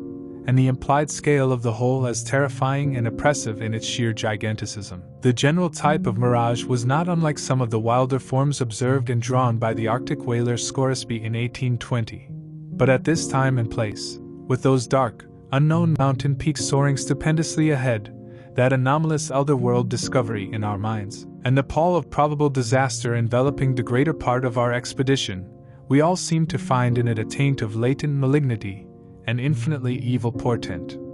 I was glad when the mirage began to break up, though in the process the various nightmare turrets and cones assumed distorted temporary forms of even vaster hideousness. As the whole illusion dissolved to churning opalescence, we began to look earthward again, and saw that our journey's end was not far off. The unknown mountains ahead rose dizzyingly up like a fearsome rampart of giants, their curious regularities shewing with startling clearness even without a field glass. We were over the lowest foothills now, and could see amidst the snow, ice, and bare patches of their main plateau a couple of darkish spots which we took to be Lake's camp and Boring. The higher foothills shot up between 5 and 6 miles away, forming a range almost distinct from the terrifying line of more than Himalayan peaks beyond them. At length Ropes, the student who had relieved McTighe at the controls, began to head downward toward the left-hand dark spot whose size marked it as the camp. As he did so, McTighe sent out the last uncensored wireless message the world was to receive from our expedition. Everyone, of course, has read the brief and unsatisfying bulletins of the rest of our Antarctic sojourn. Some hours after our landing we sent a guarded report of the tragedy we found, and reluctantly announced the wiping out of the whole lake party by the frightful wind of the preceding day, or of the night before that. 11 known dead, young Gedney missing. People pardoned our hazy lack of details through realization of the shock the sad event must have caused us, and believed us when we explained that the mangling action of the wind had rendered all 11 bodies unsuitable for transportation outside. Indeed, I flatter myself that even in the midst of our distress, utter bewilderment, and soul-clutching horror, we scarcely went beyond the truth in any specific instance. The tremendous significance lies in what we dared not tell, what I would not tell now but for the need of warning others off from nameless terrors. It is a fact that the wind had wrought dreadful havoc. Whether all could have lived through it, even without the other thing, is gravely open to doubt. The storm, with its fury of madly driven ice particles, must have been beyond anything our expedition had encountered before. One aeroplane shelter, all, it seems, had been left in a far too flimsy and inadequate state, was nearly pulverized, and the derrick at the distant Boring was entirely shaken to pieces. The exposed metal of the grounded planes and drilling machinery was bruised into a high polish, and 2 of the small tents were flattened despite their snow banking. Wooden surfaces left out in the blast were pitted and denuded of paint, and all signs of tracks in the snow were completely obliterated. It is also true that we found none of the Archean biological objects in a condition to take outside as a whole. We did gather some minerals from a vast tumbled pile, including several of the greenish soapstone fragments, whose odd five-pointed rounding and faint patterns of group dots caused so many doubtful comparisons, and some fossil bones, among which were the most typical of the curiously injured specimens. None of the dogs survived, their hurriedly built snow enclosure near the camp being almost wholly destroyed. The wind may have done that, though the greater breakage on the side next to camp, which was not the windward one, suggests an outward leap or break of the frantic beasts themselves. All 3 sledges were gone, and we have tried to explain that the wind may have blown them off into the unknown. The drill and ice-melting machinery at the boring were too badly damaged to warrant salvage, so we used them to choke up that subtly disturbing gateway to the past which Lake had blasted. We likewise left at the camp the 2 most shaken up of the planes, since our surviving party had only 4 real pilots: Sherman, Danforth, McTighe, and Ropes, in all, with Danforth in a poor nervous shape to navigate. We brought back all the books, scientific equipment, and other incidentals we could find, though much was rather unaccountably blown away. Spare tents and furs were either missing or badly out of condition. It was approximately 4 p.m., after wide plain cruising had forced us to give Gedney up for lost, that we sent our guarded message to the Arkham for relaying, and I think we did well to keep it as calm and non-committal as we succeeded in doing. The most we said about agitation concerned our dogs, whose frantic uneasiness near the biological specimens was to be expected from poor Lake's accounts. We did not mention, I think, their display of the same uneasiness when sniffing around the queer greenish soapstones and certain other objects in the disordered region, objects including scientific instruments, aeroplanes, and machinery both at the camp and at the boring, whose parts had been loosened, moved, or otherwise tampered with by winds that must have harbored singular curiosity and investigativeness. About the 14 biological specimens we were pardonably indefinite. We said that the only ones we discovered were damaged, but that enough was left of them to prove Lake's description wholly and impressively accurate. It was hard work keeping our personal emotions out of this matter, and we did not mention numbers or say exactly how we had found those which we did find. We had by that time agreed not to transmit anything suggesting madness on the part of Lake's men, and it surely looked like madness to find 6 imperfect monstrosities carefully buried upright in 9-foot snow graves under 5-pointed mounds punched over with groups of dots and patterns exactly like those on the queer greenish soapstones dug up from Mesozoic or Tertiary times. The 8 perfect specimens mentioned by Lake seemed to have been completely blown away. We were careful, too, about the public's general peace of mind. Hence Danforth and I said little about that frightful trip over the mountains the next day. It was the fact that only a radically lightened plane could possibly cross a range of such height which mercifully limited that scouting tour to the 2 of us. On our return at 1 a.m. Danforth was close to hysterics, but kept an admirably stiff upper lip. It took no persuasion to make him promise not to shew our sketches and the other things we brought away in our pockets, not to say anything more to the others than what we had agreed to relay outside, and to hide our camera films for private development later on, so that part of my present story will be as new to Pabody, McTighe, Ropes, Sherman, and the rest as it will be to the world in general. Indeed, Danforth is closer-mouthed than I, for he saw, or thinks he saw, one thing he will not tell even me. As all know, our report included a tale of a hard ascent, a confirmation of Lake's opinion that the great peaks are of Archean slate, and other very primal crumpled strata unchanged since at least Middle Comanchean times, a conventional comment on the regularity of the clinging cube and rampart formations, a decision that the cave mouths indicate dissolved calcareous veins, a conjecture that certain slopes and passes would permit of the scaling and crossing of the entire range by seasoned mountaineers, and a remark that the mysterious other side holds a lofty and immense superplateau as ancient and unchanging as the mountains themselves, 20,000 feet in elevation, with grotesque rock formations protruding through a thin glacial layer and with low gradual foothills between the general plateau's surface and the sheer precipices of the highest peaks. This body of data is in every respect true so far as it goes, and it completely satisfied the men at the camp. We laid our absence of 16 hours, a longer time than our announced flying, landing, reconnoitering, and rock collecting program called for, to a long mythical spell of adverse wind conditions, and told truly of our landing on the farther foothills. Fortunately, our tales sounded realistic and prosaic enough not to tempt any of the others into emulating our flight. Had any tried to do that, I would have used every ounce of my persuasion to stop them, and I do not know what Danforth would have done. While we were gone, Peabody, Sherman, Ropes, McTighe, and Williamson had worked like beavers over Lake's two best planes, fitting them again for use despite the altogether unaccountable juggling of their operative mechanism.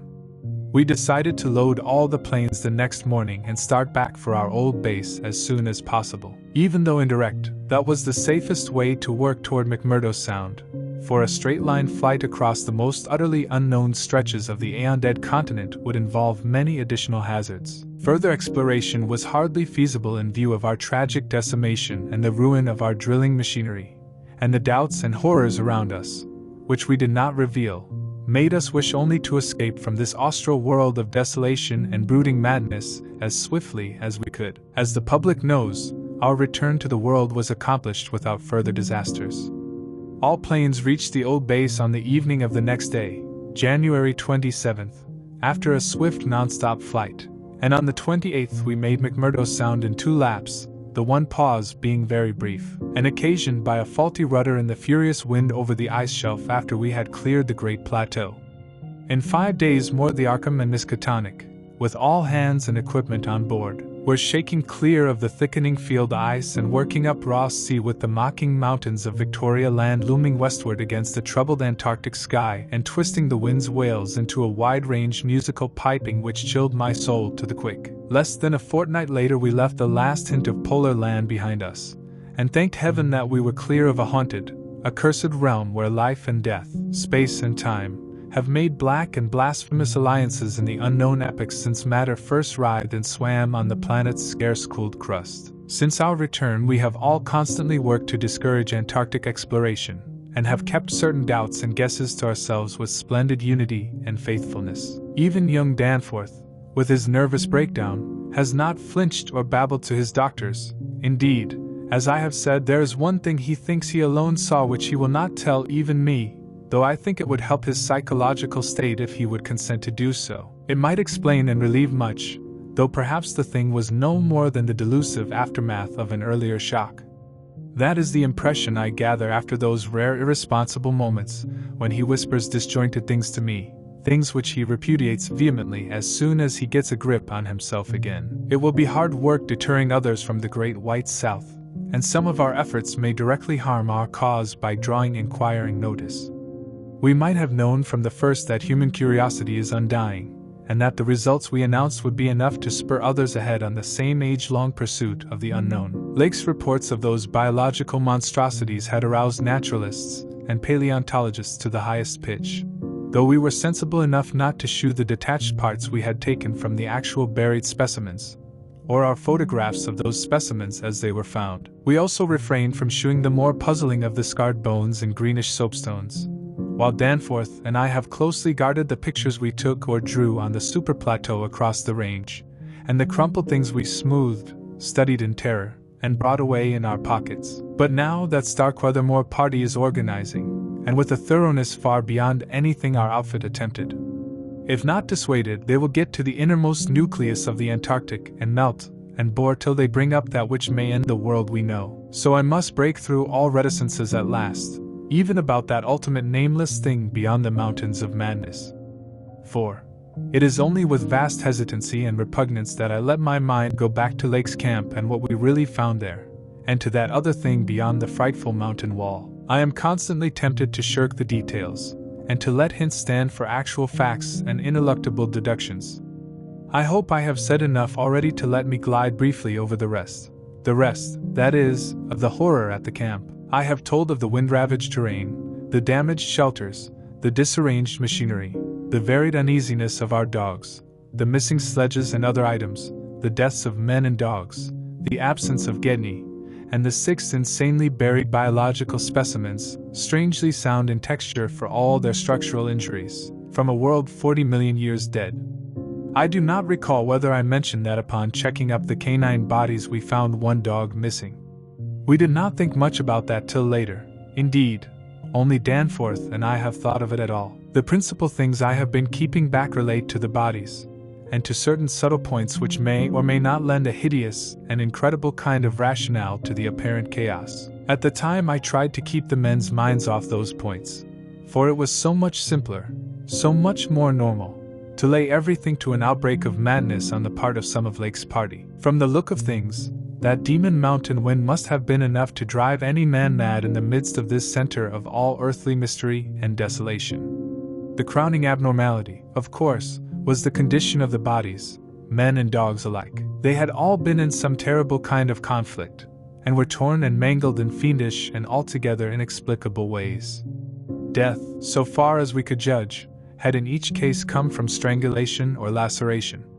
The dogs had evidently started the trouble, for the state of their ill-built corral bore witness to its forcible breakage from within. It had been set some distance from the camp because of the hatred of the animals for those hellish archaean organisms, but the precaution seemed to have been taken in vain. When left alone in that monstrous wind behind flimsy walls of insufficient height, they must have stampeded, whether from the wind itself, or from some subtle, increasing odor emitted by the nightmare specimens, one could not say. Those specimens, of course, had been covered with a tent cloth, yet the low Antarctic sun had beat steadily upon that cloth, and Lake had mentioned that solar heat tended to make the strangely sound and tough tissues of the things relax and expand. Perhaps the wind had whipped the cloth from over them, and jostled them about in such a way that their more pungent olfactory qualities became manifest despite their unbelievable antiquity. But whatever had happened, it was hideous and revolting enough. Perhaps I had better put squeamishness aside and tell the worst at last, though with a categorical statement of opinion, based on the first-hand observations and most rigid deductions of both Danforth and myself, that the then missing Gedney was in no way responsible for the loathsome horrors we found. I have said that the bodies were frightfully mangled. Now I must add that some were incised and subtracted from in the most curious, cold-blooded, and inhuman fashion. It was the same with dogs and men. All the healthier, fatter bodies, quadrupedal or bipedal, had had their most solid masses of tissue cut out and removed, as by a careful butcher, and around them was a strange sprinkling of salt, taken from the ravaged provision chests on the plains, which conjured up the most horrible associations. The thing had occurred in one of the crude aeroplane shelters from which the plane had been dragged out, and subsequent winds had effaced all tracks which could have supplied any plausible theory. Scattered bits of clothing, roughly slashed from the human incision subjects, hinted no clues. It is useless to bring up the half-impression of certain faint snowprints in one shielded corner of the ruined enclosure, because that impression did not concern human prints at all, but was clearly mixed up with all the talk of fossil prints which poor Lake had been giving throughout the preceding weeks. One had to be careful of one's imagination in the lee of those overshadowing mountains of madness. As I have indicated, Gedney and one dog turned out to be missing in the end. When we came on that terrible shelter we had missed 2 dogs and 2 men, but the fairly unharmed dissecting tent, which we entered after investigating the monstrous graves, had something to reveal. It was not as Lake had left it, for the covered parts of the primal monstrosity had been removed from the improvised table. Indeed, we had already realized that one of the 6 imperfect and insanely buried things we had found, the one with the trace of a peculiarly hateful odor, must represent the collected sections of the entity which Lake had tried to analyze. On and around that laboratory table were strewn other things, and it did not take long for us to guess that those things were the carefully though oddly and inexpertly dissected parts of 1 man and 1 dog. I shall spare the feelings of survivors by omitting mention of the man's identity. Lake's anatomical instruments were missing, but there were evidences of their careful cleansing. The gasoline stove was also gone, though around it we found a curious litter of matches. We buried the human parts beside the other 10 men, and the canine parts with the other 35 dogs. Concerning the bizarre smudges on the laboratory table, and on the jumble of roughly handled illustrated books scattered near it, we were much too bewildered to speculate. This formed the worst of the camp horror, but other things were equally perplexing. The disappearance of Gedney, the 1 dog, the 8 uninjured biological specimens, the 3 sledges, and certain instruments, illustrated technical and scientific books, writing materials, electric torches and batteries, food and fuel, heating apparatus, spare tents, fursuits, and the like, was utterly beyond sane conjecture, as were likewise the spatter-framed ink blots on certain pieces of paper, and the evidences of curious alien fumbling and experimentation around the planes and all other mechanical devices both at the camp and at the boring. The dogs seemed to abhor this oddly disordered machinery. Then, too, there was the upsetting of the larder, the disappearance of certain staples, and the jarringly comical heap of tin cans pried open in the most unlikely ways and at the most unlikely places. The profusion of scattered matches, intact, broken, or spent, formed another minor enigma, as did the 2 or 3 tent cloths and fursuits which we found lying about with peculiar and unorthodox slashings conceivably due to clumsy efforts at unimaginable adaptations. The maltreatment of the human and canine bodies, and the crazy burial of the damaged Archean specimens, were all of a piece with this apparent disintegrative madness. In view of just such an eventuality as the present one, we carefully photographed all the main evidences of insane disorder at the camp, and shall use the prints to buttress our pleas against the departure of the proposed Starkweather expedition. Our first act after finding the bodies in the shelter was to photograph and open the row of insane graves with the 5-pointed snow mounds. We could not help noticing the resemblance of these monstrous mounds, with their clusters of group dots, to poor Lake's descriptions of the strange greenish soapstones. And when we came on some of the soapstones themselves in the great mineral pile, we found the likeness very close indeed. The whole general formation, it must be made clear, seemed abominably suggestive of the starfish head of the Archean entities, and we agreed that the suggestion must have worked potently upon the sensitized minds of Lake's overwrought party. Our own first sight of the actual buried entities formed a horrible moment, and sent the imaginations of Pabody and myself back to some of the shocking primal myths we had read and heard. We all agreed that the mere sight and continued presence of the things must have cooperated with the oppressive polar solitude and demon mountain wind in driving Lake's party mad. For madness, centering in Gedney as the only possible surviving agent, was the explanation spontaneously adopted by everybody so far as spoken utterance was concerned, though I will not be so naive as to deny that each of us may have harbored wild guesses which sanity forbade him to formulate completely. Sherman, Pabody, and McTighe made an exhaustive aeroplane cruise over all the surrounding territory in the afternoon, sweeping the horizon with field glasses in quest of Gedney and of the various missing things. But nothing came to light. The party reported that the Titan barrier range extended endlessly to right and left alike, without any diminution in height or essential structure. On some of the peaks, though, the regular cube and rampart formations were bolder and plainer, having doubly fantastic similitudes to Rurik-painted Asian hill ruins. The distribution of cryptical cave mouths on the black snow-denuded summits seemed roughly even as far as the range could be traced. In spite of all the prevailing horrors, we were left with enough sheer scientific zeal and adventurousness to wonder about the unknown realm beyond those mysterious mountains. As our guarded messages stated, we rested at midnight after our day of terror and bafflement, but not without a tentative plan for one or more range-crossing altitude flights in a lightened plane with aerial camera and geologist's outfit, beginning the following morning. It was decided that Danforth and I try it first, and we awaked at 7 a.m., intending an early trip, though heavy winds, mentioned in our brief bulletin to the outside world, delayed our start till nearly 9 o'clock. I have already repeated the non-committal story we told the men at camp, and relayed outside, after our return 16 hours later. It is now my terrible duty to amplify this account by filling in the merciful blanks with hints of what we really saw in the hidden transmontane world. Hints of the revelations which have finally driven Danforth to a nervous collapse. I wish he would add a really frank word about the thing which he thinks he alone saw, even though it was probably a nervous delusion, and which was perhaps the last straw that put him where he is. But he is firm against that. All I can do is to repeat his later disjointed whispers about what set him shrieking as the plane soared back through the wind-tortured mountain pass after that real and tangible shock which I shared. This will form my last word. If the plain signs of surviving elder horrors in what I disclose be not enough to keep others from meddling with the inner Antarctic, or at least from prying too deeply beneath the surface of that ultimate waste of forbidden secrets and unhuman, aeon-cursed desolation, the responsibility for unnameable and perhaps immeasurable evils will not be mine. Danforth and I, studying the notes made by Pabody in his afternoon flight and checking up with the sextant, had calculated that the lowest available pass in the range lay somewhat to the right of us, within sight of camp, and about 23,000 or 24,000 feet above sea level. For this point, then, we first headed in the lightened plane as we embarked on our flight of discovery. The camp itself, on foothills which sprang from a high continental plateau, was some 12,000 feet in altitude.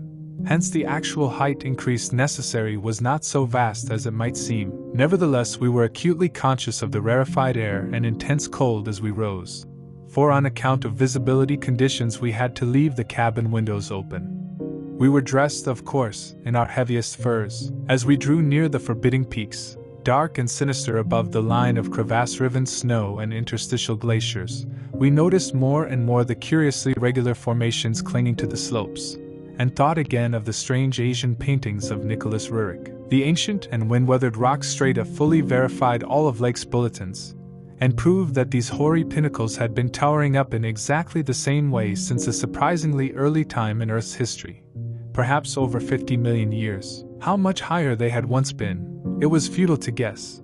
But everything about this strange region pointed to obscure atmospheric influences unfavorable to change, and calculated to retard the usual climatic processes of rock disintegration. But it was the mountainside tangle of regular cubes, ramparts, and cave mouths which fascinated and disturbed us most. I studied them with a field glass and took aerial photographs whilst Danforth drove, and at times relieved him at the controls, though my aviation knowledge was purely an amateur's, in order to let him use the binoculars. We could easily see that much of the material of the things was a lightish Archean quartzite, unlike any formation visible over broad areas of the general surface, and that their regularity was extreme and uncanny to an extent which poor Lake had scarcely hinted. As he had said, their edges were crumbled and rounded from untold eons of savage weathering, but their preternatural solidity and tough material had saved them from obliteration. Many parts, especially those closest to the slopes, seemed identical in substance with the surrounding rock surface. The whole arrangement looked like the ruins of Machu Picchu in the Andes, or the primal foundation walls of Kish as dug up by the Oxford Field Museum expedition in 1929, and both Danforth and I obtained that occasional impression of separate cyclopean blocks which Lake had attributed to his flight companion Carroll. How to account for such things in this place was frankly beyond me, and I felt queerly humbled as a geologist. Igneous formations often have strange regularities, like the famous Giant's Causeway in Ireland, but this stupendous range, despite Lake's original suspicion of smoking cones, was above all else non-volcanic in evident structure. The curious cave mouths, near which the odd formations seemed most abundant, presented another albeit a lesser puzzle because of their regularity of outline. They were, as Lake's bulletin had said, often approximately square or semicircular, as if the natural orifices had been shaped to greater symmetry by some magic hand. Their numerousness and wide distribution were remarkable, and suggested that the whole region was honeycombed with tunnels dissolved out of limestone strata. Such glimpses as we secured did not extend far within the caverns, but we saw that they were apparently clear of stalactites and stalagmites. Outside, those parts of the mountain slopes adjoining the apertures seemed invariably smooth and regular, and Danforth thought that the slight cracks and pittings of the weathering tended toward unusual patterns. Filled as he was with the horrors and strangenesses discovered at the camp, he hinted that the pittings vaguely resembled those baffling groups of dots sprinkled over the primeval greenish soapstones, so hideously duplicated on the madly conceived snow mounds above those 6 buried monstrosities. We had risen gradually in flying over the higher foothills and along toward the relatively low pass we had selected. As we advanced, we occasionally looked down at the snow and ice of the land route, wondering whether we could have attempted the trip with the simpler equipment of earlier days. Somewhat to our surprise, we saw that the terrain was far from difficult as such things go, and that despite the crevasses and other bad spots it would not have been likely to deter the sledges of a Scott, a Shackleton, or an Amundsen. Some of the glaciers appeared to lead up to wind-bared passes with unusual continuity, and upon reaching our chosen pass we found that its case formed no exception. Our sensations of tense expectancy as we prepared to round the crests and peer out over an untrodden world can hardly be described on paper, even though we had no cause to think the regions beyond the range essentially different from those already seen and traversed. The touch of evil mystery in these barrier mountains, and in the beckoning sea of opalescent sky glimpsed betwixt their summits, was a highly subtle and attenuated matter not to be explained in literal words. Rather was it an affair of vague psychological symbolism and aesthetic association, a thing mixed up with exotic poetry and paintings, and with archaic myths lurking in shunned and forbidden volumes. Even the wind's burden held a peculiar strain of conscious malignity, and for a second it seemed that the composite sound included a bizarre musical whistling or piping over a wide range as the blast swept in and out of the omnipresent and resonant cave mouths. There was a cloudy note of reminiscent repulsion in this sound, as complex and unplaceable as any of the other dark impressions. We were now, after a slow ascent, at a height of 23,570 feet according to the aneroid, and had left the region of clinging snow definitely below us. Up here were only dark, bare rock slopes and the start of rough-ribbed glaciers, but with those provocative cubes, ramparts, and echoing cave mouths to add a portent of the unnatural, the fantastic, and the dreamlike. Looking along the line of high peaks, I thought I could see the one mentioned by Poor Lake, with a rampart exactly on top. It seemed to be half lost in a queer Antarctic haze, such a haze, perhaps, as had been responsible for Lake's early notion of volcanism. The pass loomed directly before us, smooth and windswept between its jagged and malignly frowning pylons. Beyond it was a sky fretted with swirling vapors and lighted by the low polar sun, the sky of that mysterious farther realm upon which we felt no human eye had ever gazed. A few more feet of altitude, and we would behold that realm. Danforth and I, unable to speak except in shouts amidst the howling, piping wind that raced through the pass and added to the noise of the unmuffled engines, exchanged eloquent glances. And then, having gained those last few feet, we did indeed stare across the momentous divide and over the unsampled secrets of an elder and utterly alien earth. 5. I think that both of us simultaneously cried out in mixed awe, wonder, terror, and disbelief in our own senses as we finally cleared the pass and saw what lay beyond. Of course, we must have had some natural theory in the back of our heads to steady our faculties for the moment. Probably we thought of such things as the grotesquely weathered stones of the Garden of the Gods in Colorado, or the fantastically symmetrical wind-carved rocks of the Arizona desert. Perhaps we even half thought the sight a mirage like that we had seen the morning before on first approaching those mountains of madness. We must have had some such normal notions to fall back upon as our eyes swept that limitless, tempest-scarred plateau and grasped the almost endless labyrinth of colossal, regular, and geometrically eurythmic stone masses which reared their crumbled and pitted crests above a glacial sheet not more than 40 or 50 feet deep at its thickest, and in places obviously thinner. The effect of the monstrous sight was indescribable, for some fiendish violation of known natural law seemed certain at the outset. Here, on a hellishly ancient tableland fully 20,000 feet high, and in a climate deadly to habitation since a pre-human age not less than 500,000 years ago, there stretched nearly to the vision's limit a tangle of orderly stone which only the desperation of mental self-defense could possibly attribute to any but a conscious and artificial cause. We had previously dismissed, so far as serious thought was concerned, any theory that the cubes and ramparts of the mountainsides were other than natural in origin. How could they be otherwise, when man himself could scarcely have been differentiated from the great apes at the time when this region succumbed to the present unbroken reign of glacial death? Yet now the sway of reason seemed irrefutably shaken, for this cyclopean maze of squared, curved, and angled blocks had features which cut off all comfortable refuge. It was, very clearly, the blasphemous city of the mirage in stark, objective, and ineluctable reality. That damnable portent had had a material basis after all. There had been some horizontal stratum of ice dust in the upper air, and this shocking stone survival had projected its image across the mountains according to the simple laws of reflection. Of course, the phantom had been twisted and exaggerated, and had contained things which the real source did not contain. Yet now, as we saw that real source, we thought it even more hideous and menacing than its distant image. Only the incredible, unhuman massiveness of these vast stone towers and ramparts had saved the frightful thing from utter annihilation in the hundreds of thousands, perhaps millions, of years it had brooded there amidst the blasts of a bleak upland. Corona Mundi, roof of the world, all sorts of fantastic phrases sprang to our lips as we looked dizzily down at the unbelievable spectacle. I thought again of the eldritch primal myths that had so persistently haunted me since my first sight of this dead Antarctic world, of the demoniac plateau of Lun, of the Migo, or abominable snowmen of the Himalayas, of the Nakadic manuscripts with their pre-human implications, of the Cthulhu cult, of the Necronomicon, and of the Hyperborean legends of formless Tsathoggua, and the worse than formless star spawn associated with that semi-entity. For boundless miles in every direction the thing stretched off with very little thinning. Indeed, as our eyes followed it to the right and left along the base of the low, gradual foothills which separated it from the actual mountain rim, we decided that we could see no thinning at all except for an interruption at the left of the pass through which we had come.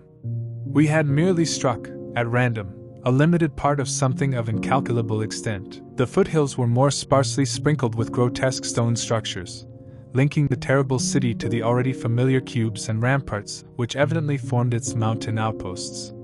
These latter, as well as the queer cave mouths, were as thick on the inner as on the outer sides of the mountains. The nameless stone labyrinth consisted, for the most part, of walls from 10 to 150 feet in ice-clear height, and of a thickness varying from 5 to 10 feet. It was composed mostly of prodigious blocks of dark primordial slate, schist, and sandstone, blocks in many cases as large as 4 by 6 by 8 feet, though in several places it seemed to be carved out of a solid, uneven bedrock of Precambrian slate. The buildings were far from equal in size, there being innumerable honeycomb arrangements of enormous extent as well as smaller separate structures. The general shape of these things tended to be conical, pyramidal, or terraced, though there were many perfect cylinders, perfect cubes, clusters of cubes, and other rectangular forms, and a peculiar sprinkling of angled edifices whose five-pointed ground plan roughly suggested modern fortifications. The builders had made constant and expert use of the principle of the arch,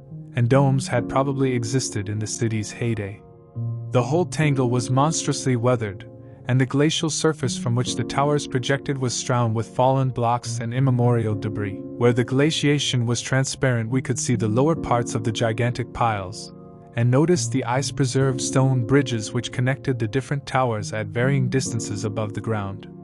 On the exposed walls we could detect the scarred places where other and higher bridges of the same sort had existed. Closer inspection revealed countless largish windows, some of which were closed with shutters of a petrified material, originally wood, though most gaped open in a sinister and menacing fashion. Many of the ruins, of course, were roofless, and with uneven though wind-rounded upper edges, whilst others, of a more sharply conical or pyramidal model or else protected by higher surrounding structures, preserved intact outlines despite the omnipresent crumbling and pitting. With the field glass we could barely make out what seemed to be sculptural decorations in horizontal bands, decorations including those curious groups of dots whose presence on the ancient soapstones now assumed a vastly larger significance. In many places the buildings were totally ruined and the ice sheet deeply riven from various geologic causes. In other places the stonework was worn down to the very level of the glaciation. One broad swath, extending from the plateau's interior to a cleft in the foothills about a mile to the left of the pass we had traversed, was wholly free from buildings, and probably represented, we concluded, the course of some great river which in tertiary times, millions of years ago, had poured through the city and into some prodigious subterranean abyss of the Great Barrier Range.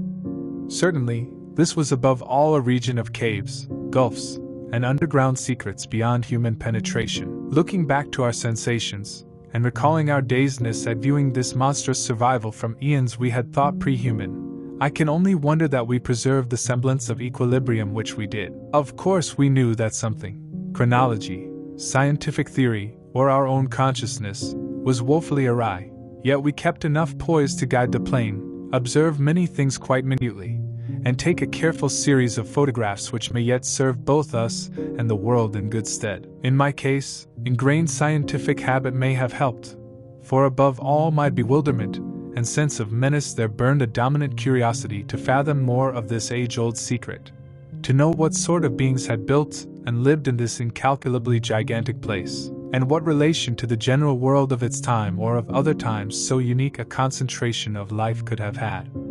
For this place could be no ordinary city. It must have formed the primary nucleus and center of some archaic and unbelievable chapter of Earth's history whose outward ramifications, recalled only dimly in the most obscure and distorted myths, had vanished utterly amidst the chaos of terrene convulsions long before any human race we know had shambled out of apedom. Here sprawled a Paleogean megalopolis compared with which the fabled Atlantis and Lemuria, Camorium and Yzuldarum, and Alatho in the land of Lomar are recent things of today, not even of yesterday.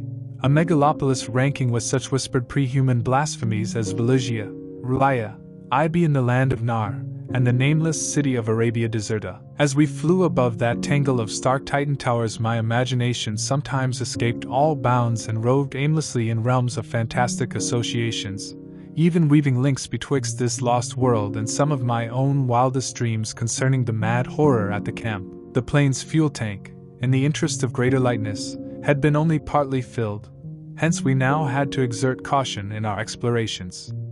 Even so, however, we covered an enormous extent of ground, or rather, air, after swooping down to a level where the wind became virtually negligible. There seemed to be no limit to the mountain range, or to the length of the frightful stone city which bordered its inner foothills. 50 miles of flight in each direction shewed no major change in the labyrinth of rock and masonry that clawed up corpse-like through the eternal ice. There were, though, some highly absorbing diversifications, such as the carvings on the canyon where that broad river had once pierced the foothills and approached its sinking place in the Great Range. The headlands at the stream's entrance had been boldly carved into cyclopean pylons, and something about the ridgy, barrel-shaped design stirred up oddly vague, hateful, and confusing semi-remembrances in both Danforth and me. We also came upon several star-shaped open spaces, evidently public squares, and noted various undulations in the terrain. Where a sharp hill rose, it was generally hollowed out into some sort of rambling stone edifice.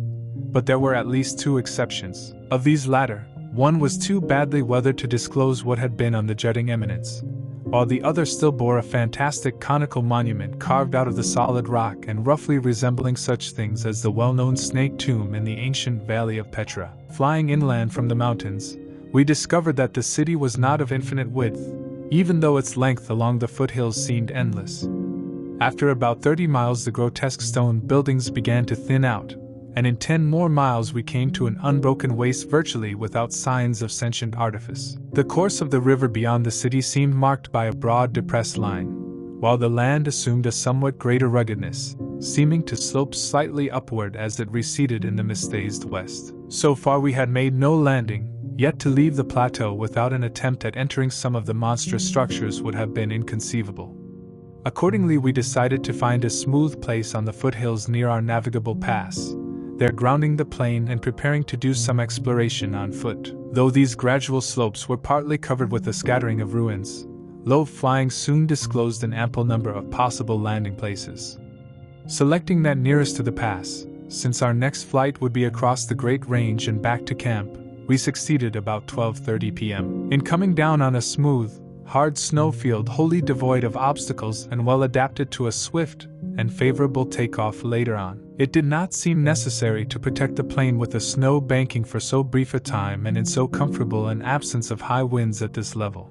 Hence we merely saw that the landing skis were safely lodged, and that the vital parts of the mechanism were guarded against the cold. For our foot journey we discarded the heaviest of our flying furs, and took with us a small outfit consisting of pocket compass, hand camera, light provisions, voluminous notebooks and paper, geologist's hammer and chisel, specimen bags, coil of climbing rope, and powerful electric torches with extra batteries. This equipment having been carried in the plane on the chance that we might be able to effect a landing, take ground pictures, make drawings and topographical sketches, and obtain rock specimens from some bare slope, outcropping, or mountain cave. Fortunately we had a supply of extra paper to tear up, place in a spare specimen bag, and use on the ancient principle of hare and hounds for marking our course in any interior mazes we might be able to penetrate. This had been brought in case we found some cave system with air quiet enough to allow such a rapid and easy method in place of the usual rock-shipping method of trailblazing. Walking cautiously downhill over the crusted snow toward the stupendous stone labyrinth that loomed against the opalescent west, we felt almost as keen a sense of imminent marvels as we had felt on approaching the unfathomed mountain pass 4 hours previously. True, we had become visually familiar with the incredible secret concealed by the barrier peaks, yet the prospect of actually entering primordial walls reared by conscious beings perhaps millions of years ago, before any known race of men could have existed, was nonetheless awesome and potentially terrible in its implications of cosmic abnormality.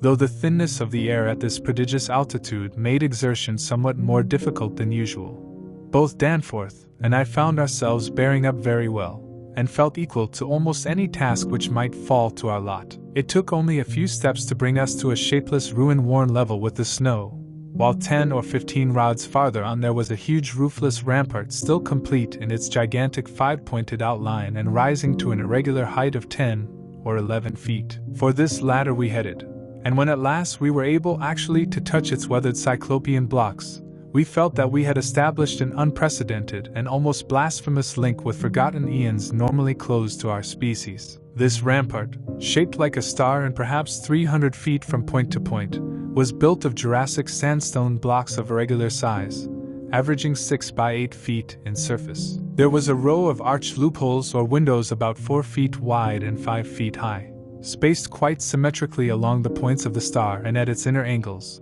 and with the bottoms about 4 feet from the glaciated surface. Looking through these, we could see that the masonry was fully 5 feet thick, that there were no partitions remaining within, and that there were traces of banded carvings or bas-reliefs on the interior walls, facts we had indeed guessed before, when flying low over this rampart, and others like it. Though lower parts must have originally existed, all traces of such things were now wholly obscured by the deep layer of ice and snow at this point.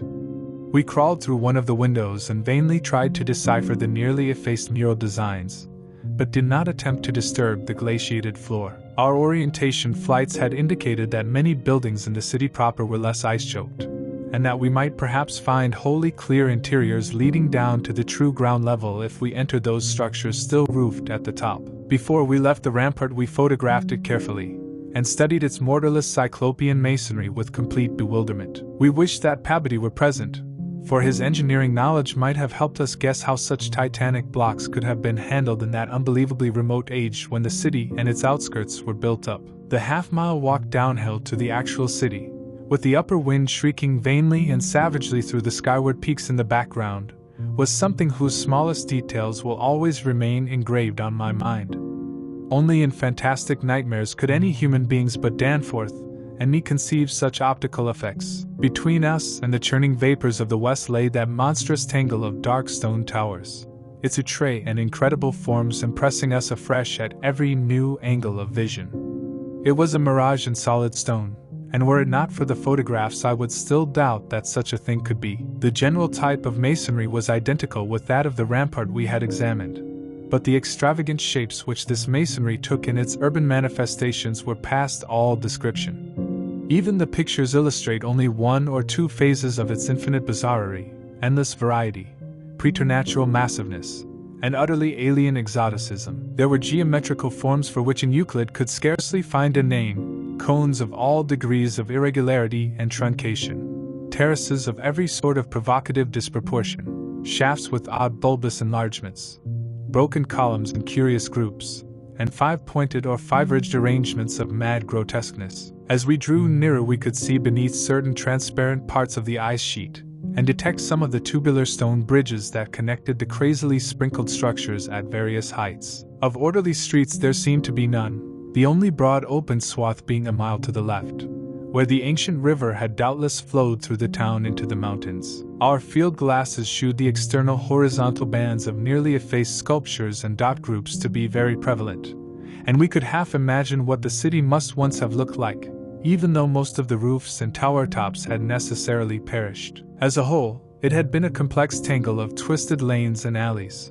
all of them deep canyons, and some little better than tunnels because of the overhanging masonry or overarching bridges. Now, outspread below us, it loomed like a dream fantasy against the westward mist through whose northern end the low, reddish Antarctic sun of early afternoon was struggling to shine, and when for a moment that sun encountered a denser obstruction and plunged the scene into temporary shadow, the effect was subtly menacing in a way I can never hope to depict. Even the faint howling and piping of the unfelt wind in the great mountain passes behind us took on a wilder note of purposeful malignity. The last stage of our descent to the town was unusually steep and abrupt, and a rock outcropping at the edge where the grade changed led us to think that an artificial terrace had once existed there.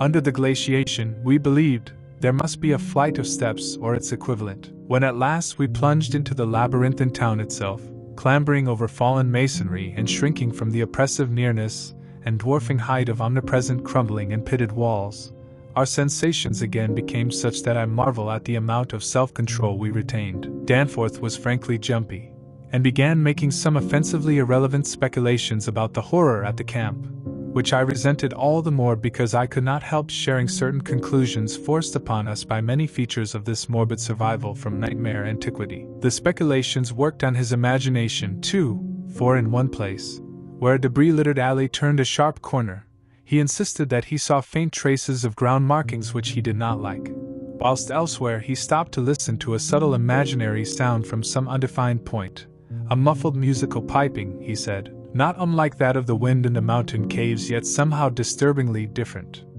The ceaseless five-pointedness of the surrounding architecture and of the few distinguishable mural arabesques had a dimly sinister suggestiveness we could not escape, and gave us a touch of terrible subconscious certainty concerning the primal entities which had reared and dwelt in this unhallowed place.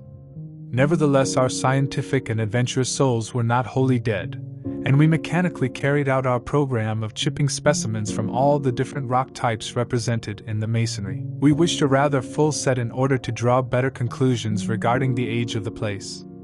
Nothing in the great outer walls seemed to date from later than the Jurassic and Comanchean periods, nor was any piece of stone in the entire place of a greater recency than the Pliocene age. In stark certainty, we were wandering amidst a death which had reigned at least 500,000 years, and in all probability even longer. As we proceeded through this maze of stone-shadowed twilight, we stopped at all available apertures to study interiors and investigate entrance possibilities. Some were above our reach, whilst others led only into ice-choked ruins as unroofed and barren as the rampart on the hill. One, though spacious and inviting, opened on a seemingly bottomless abyss without visible means of descent. Now and then we had a chance to study the petrified wood of a surviving shutter, and were impressed by the fabulous antiquity implied in the still discernible grain. These things had come from Mesozoic gymnosperms and conifers, especially Cretaceous cycads, and from fan palms and early angiosperms of plainly tertiary date. Nothing definitely later than the Pliocene could be discovered. In the placing of these shutters, whose edges shewed the former presence of queer and long-vanished hinges, usage seemed to be varied, some being on the outer and some on the inner side of the deep embrasures. They seemed to have become wedged in place, thus surviving the rusting of their former, and probably metallic fixtures and fastenings. After a time we came across a row of windows, in the bulges of a colossal five-ridged cone of undamaged apex, which led into a vast, well-preserved room with stone flooring. But these were too high in the room to permit of descent without a rope. We had a rope with us, but did not wish to bother with this 20-foot drop unless obliged to, especially in this thin plateau air where great demands were made upon the heart action. This enormous room was probably a hall or concourse of some sort, and our electric torches shewed bold, distinct, and potentially startling sculptures arranged round the walls in broad, horizontal bands separated by equally broad strips of conventional arabesques. We took careful note of this spot, planning to enter here unless a more easily gained interior were encountered. Finally, though, we did encounter exactly the opening we wished, an archway about 6 feet wide and 10 feet high, marking the former end of an aerial bridge which had spanned an alley about 5 feet above the present level of glaciation. These archways, of course, were flush with upper-story floors, and in this case one of the floors still existed. The building thus accessible was a series of rectangular terraces on our left facing westward. That across the alley, where the other archway yawned, was a decrepit cylinder with no windows and with a curious bulge about 10 feet above the aperture.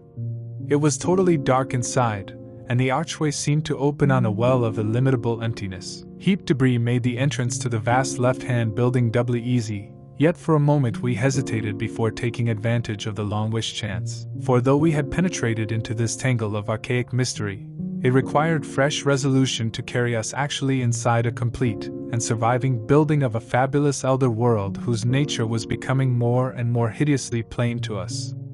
In the end, however, we made the plunge, and scrambled up over the rubble into the gaping embrasure. The floor beyond was of great slate slabs, and seemed to form the outlet of a long, high corridor with sculptured walls. Observing the many inner archways which led off from it, and realizing the probable complexity of the nest of apartments within, we decided that we must begin our system of hare and hound trailblazing. Hitherto our compasses, together with frequent glimpses of the vast mountain range between the towers in our rear, had been enough to prevent our losing our way.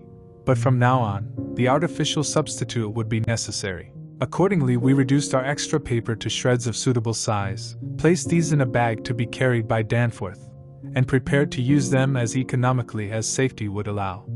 This method would probably gain us immunity from straying, since there did not appear to be any strong air currents inside the primordial masonry. If such should develop, or if our paper supply should give out, we could of course fall back on the more secure though more tedious and retarding method of rock shipping. Just how extensive a territory we had opened up, it was impossible to guess without a trial. The close and frequent connection of the different buildings made it likely that we might cross from one to another on bridges underneath the ice except where impeded by local collapses and geologic rifts, for very little glaciation seemed to have entered the massive constructions. Almost all the areas of transparent ice had revealed the submerged windows as tightly shuttered, as if the town had been left in that uniform state until the glacial sheet came to crystallize the lower part for all succeeding time. Indeed, one gained a curious impression that this place had been deliberately closed and deserted in some dim, bygone aeon, rather than overwhelmed by any sudden calamity,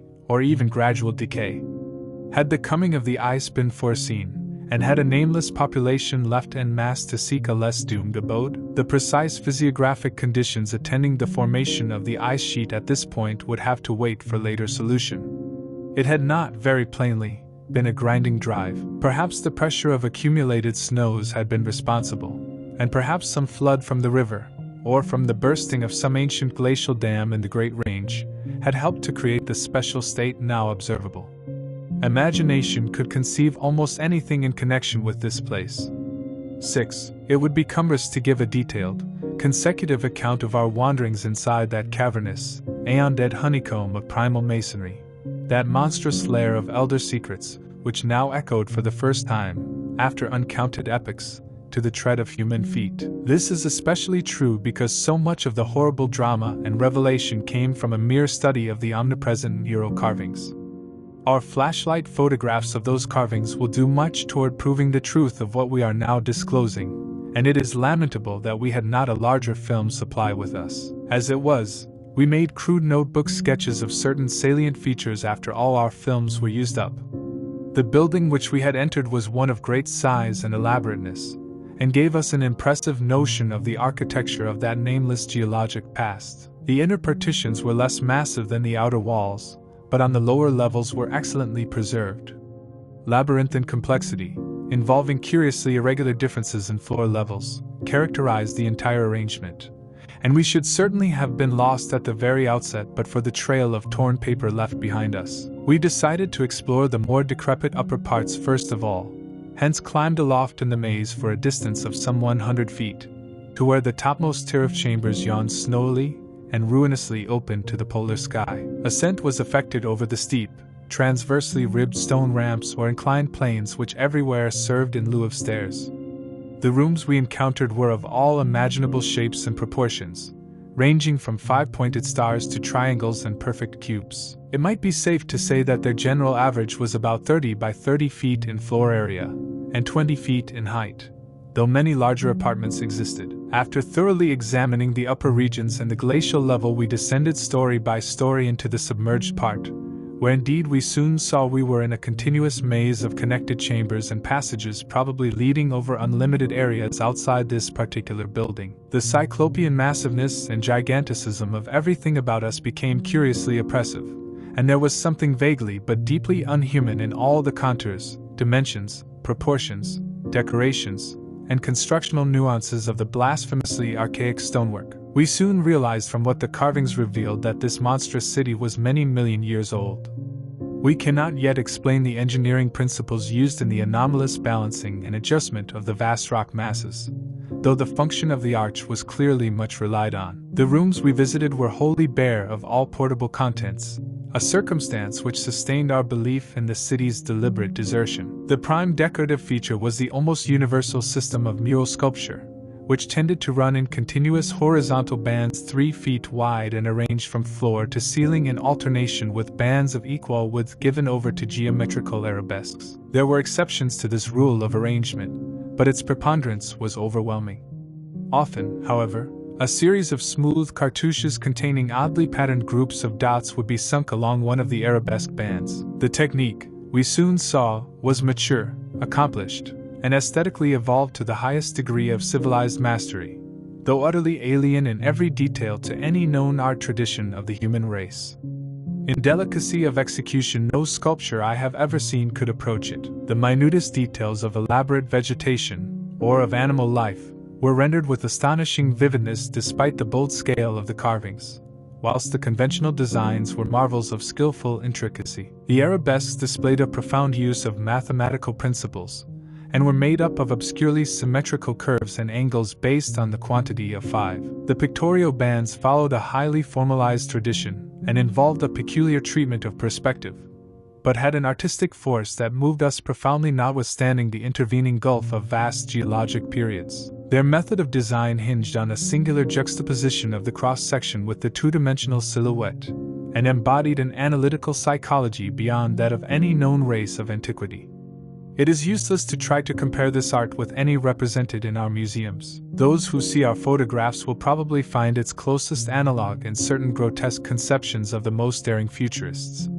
The arabesque tracery consisted altogether of depressed lines whose depth on unweathered walls varied from 1 to 2 inches. When cartouches with dot groups appeared, evidently as inscriptions in some unknown and primordial language and alphabet, the depression of the smooth surface was perhaps 1.5 inches, and of the dots perhaps 1/2 inch more. The pictorial bands were in countersunk low relief, their background being depressed about 2 inches from the original wall surface.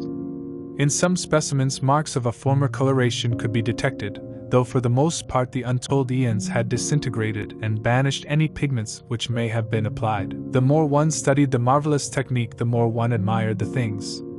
Beneath their strict conventionalization, one could grasp the minute and accurate observation and graphic skill of the artists, and indeed, the very conventions themselves served to symbolize and accentuate the real essence or vital differentiation of every object delineated. We felt, too, that besides these recognizable excellences there were others lurking beyond the reach of our perceptions. Certain touches here and there gave vague hints of latent symbols and stimuli which another mental and emotional background, and a fuller or different sensory equipment, might have made of profound and poignant significance to us. The subject matter of the sculptures obviously came from the life of the vanished epoch of their creation, and contained a large proportion of evident history. It is this abnormal historic-mindedness of the primal race, a chance circumstance operating, through coincidence, miraculously in our favor, which made the carvings so awesomely informative to us, and which caused us to place their photography and transcription above all other considerations. In certain rooms the dominant arrangement was varied by the presence of maps, astronomical charts, and other scientific designs on an enlarged scale, these things giving a naive and terrible corroboration to what we gathered from the pictorial friezes and dados. In hinting at what the whole revealed, I can only hope that my account will not arouse a curiosity greater than sane caution on the part of those who believe me at all. It would be tragic if any were to be allured to that realm of death and horror by the very warning meant to discourage them. Interrupting these sculptured walls were high windows and massive 12-foot doorways, both now and then retaining the petrified wooden planks, elaborately carved and polished, of the actual shutters and doors. All metal fixtures had long ago vanished, but some of the doors remained in place and had to be forced aside as we progressed from room to room. Window frames with odd transparent panes, mostly elliptical, survived here and there, though in no considerable quantity. There were also frequent niches of great magnitude, generally empty, but once in a while containing some bizarre object carved from green soapstone which was either broken or perhaps held too inferior to warrant removal. Other apertures were undoubtedly connected with bygone mechanical facilities, heating, lighting, and the like, of a sort suggested in many of the carvings. Ceilings tended to be plain, but had sometimes been inlaid with green soapstone or other tiles, mostly fallen now. Floors were also paved with such tiles, though plain stonework predominated. As I have said, all furniture and other movables were absent, but the sculptures gave a clear idea of the strange devices which had once filled these tomb-like, echoing rooms. Above the glacial sheet the floors were generally thick with detritus, litter, and debris, but farther down this condition decreased. In some of the lower chambers and corridors there was little more than gritty dust or ancient incrustations, while occasional areas had an uncanny air of newly swept immaculateness. Of course, where rifts or collapses had occurred, the lower levels were as littered as the upper ones. A central court, as in other structures we had seen from the air, saved the inner regions from total darkness, so that we seldom had to use our electric torches in the upper rooms except when studying sculptured details. Below the ice cap, however, the twilight deepened, and in many parts of the tangled ground level there was an approach to absolute blackness. To form even a rudimentary idea of our thoughts and feelings as we penetrated this aeon-silent maze of unhuman masonry, one must correlate a hopelessly bewildering chaos of fugitive moods, memories, and impressions. The sheer appalling antiquity and lethal desolation of the place were enough to overwhelm almost any sensitive person, but added to these elements were the recent unexplained horror at the camp, and the revelations all too soon effected by the terrible mural sculptures around us. The moment we came upon a perfect section of carving, where no ambiguity of interpretation could exist, it took only a brief study to give us the hideous truth,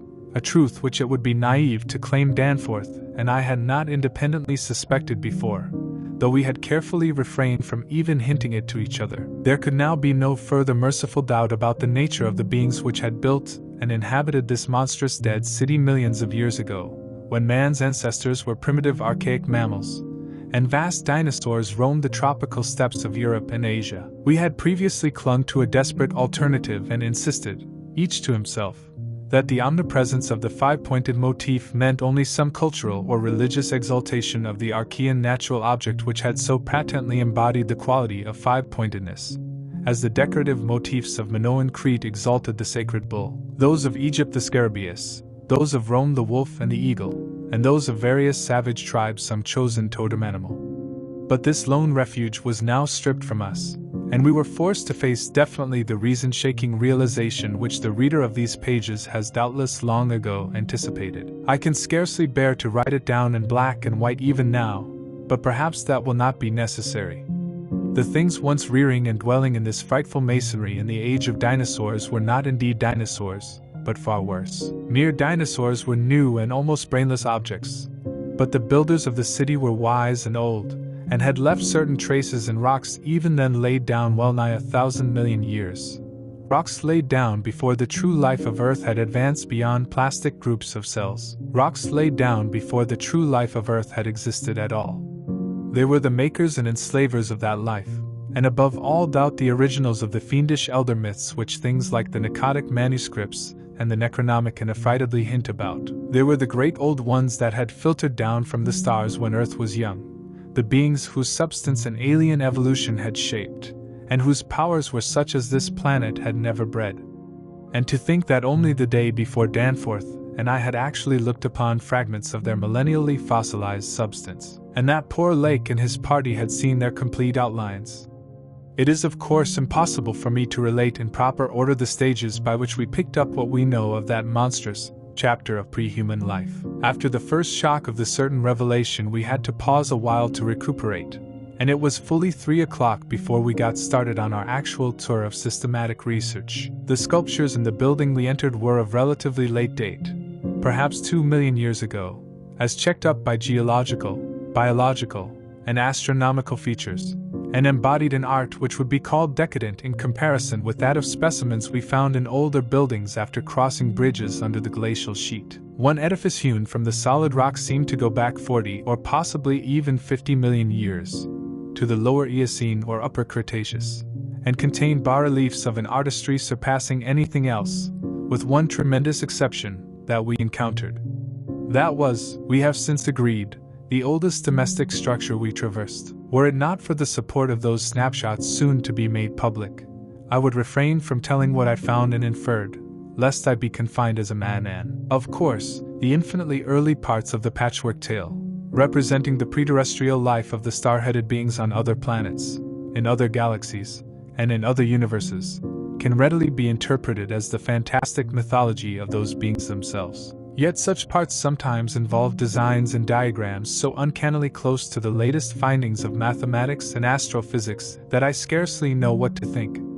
Let others judge when they see the photographs I shall publish. Naturally, no one set of carvings which we encountered told more than a fraction of any connected story, nor did we even begin to come upon the various stages of that story in their proper order. Some of the vast rooms were independent units so far as their designs were concerned, whilst in other cases a continuous chronicle would be carried through a series of rooms and corridors. The best of the maps and diagrams were on the walls of a frightful abyss below even the ancient ground level, a cavern perhaps 200 feet square and 60 feet high, which had almost undoubtedly been an educational center of some sort. There were many provoking repetitions of the same material in different rooms and buildings, since certain chapters of experience, and certain summaries or phases of racial history, had evidently been favorites with different decorators or dwellers. Sometimes, though, variant versions of the same theme proved useful in settling debatable points and filling in gaps.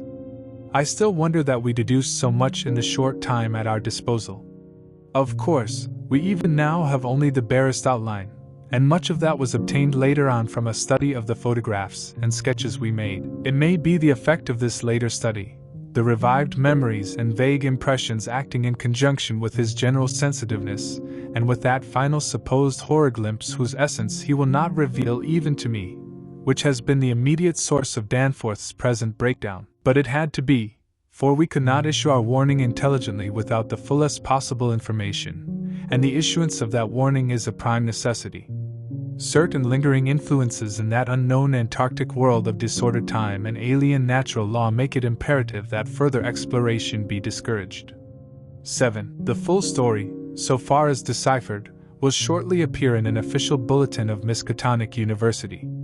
Here I shall sketch only the salient highlights in a formless, rambling way. Myth or otherwise, the sculptures told of the coming of those star-headed things to the nascent, lifeless Earth out of cosmic space, their coming, and the coming of many other alien entities such as at certain times embark upon spatial pioneering. They seemed able to traverse the interstellar ether on their vast membranous wings, thus oddly confirming some curious hill folklore long ago told me by an antiquarian colleague. They had lived under the sea a good deal, building fantastic cities and fighting terrific battles with nameless adversaries by means of intricate devices employing unknown principles of energy. Evidently their scientific and mechanical knowledge far surpassed man's today, though they made use of its more widespread and elaborate forms only when obliged to. Some of the sculptures suggested that they had passed through a stage of mechanized life on other planets, but had receded upon finding its effects emotionally unsatisfying. Their preternatural toughness of organization and simplicity of natural wants made them peculiarly able to live on a high plane without the more specialized fruits of artificial manufacture, and even without garments except for occasional protection against the elements. It was under the sea, at first for food and later for other purposes, that they first created Earth life, using available substances according to long-known methods.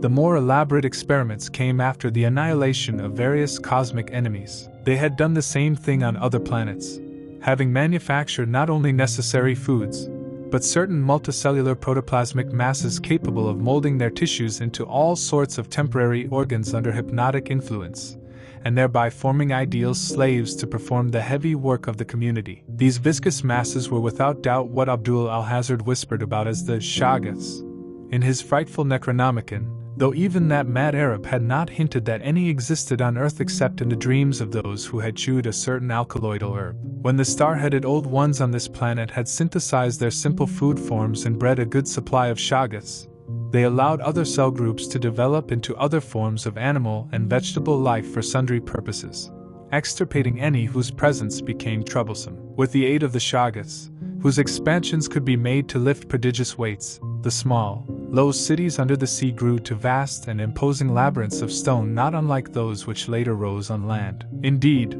the highly adaptable old ones had lived much on land in other parts of the universe, and probably retained many traditions of land construction. As we studied the architecture of all these sculptured Paleogean cities, including that whose aeon-dead corridors we were even then traversing, we were impressed by a curious coincidence which we have not yet tried to explain, even to ourselves. The tops of the buildings, which in the actual city around us had of course been weathered into shapeless ruins ages ago, were clearly displayed in the bas-reliefs, and shewed vast clusters of needle-like spires, delicate finials on certain cone and pyramid apexes, and tiers of thin, horizontal scalloped discs capping cylindrical shafts. This was exactly what we had seen in that monstrous and portentous mirage, cast by a dead city whence such skyline features had been absent for thousands and tens of thousands of years, which loomed on our ignorant eyes across the unfathomed mountains of madness as we first approached poor Lake's ill-fated camp. Of the life of the old ones, both under the sea and after part of them migrated to land,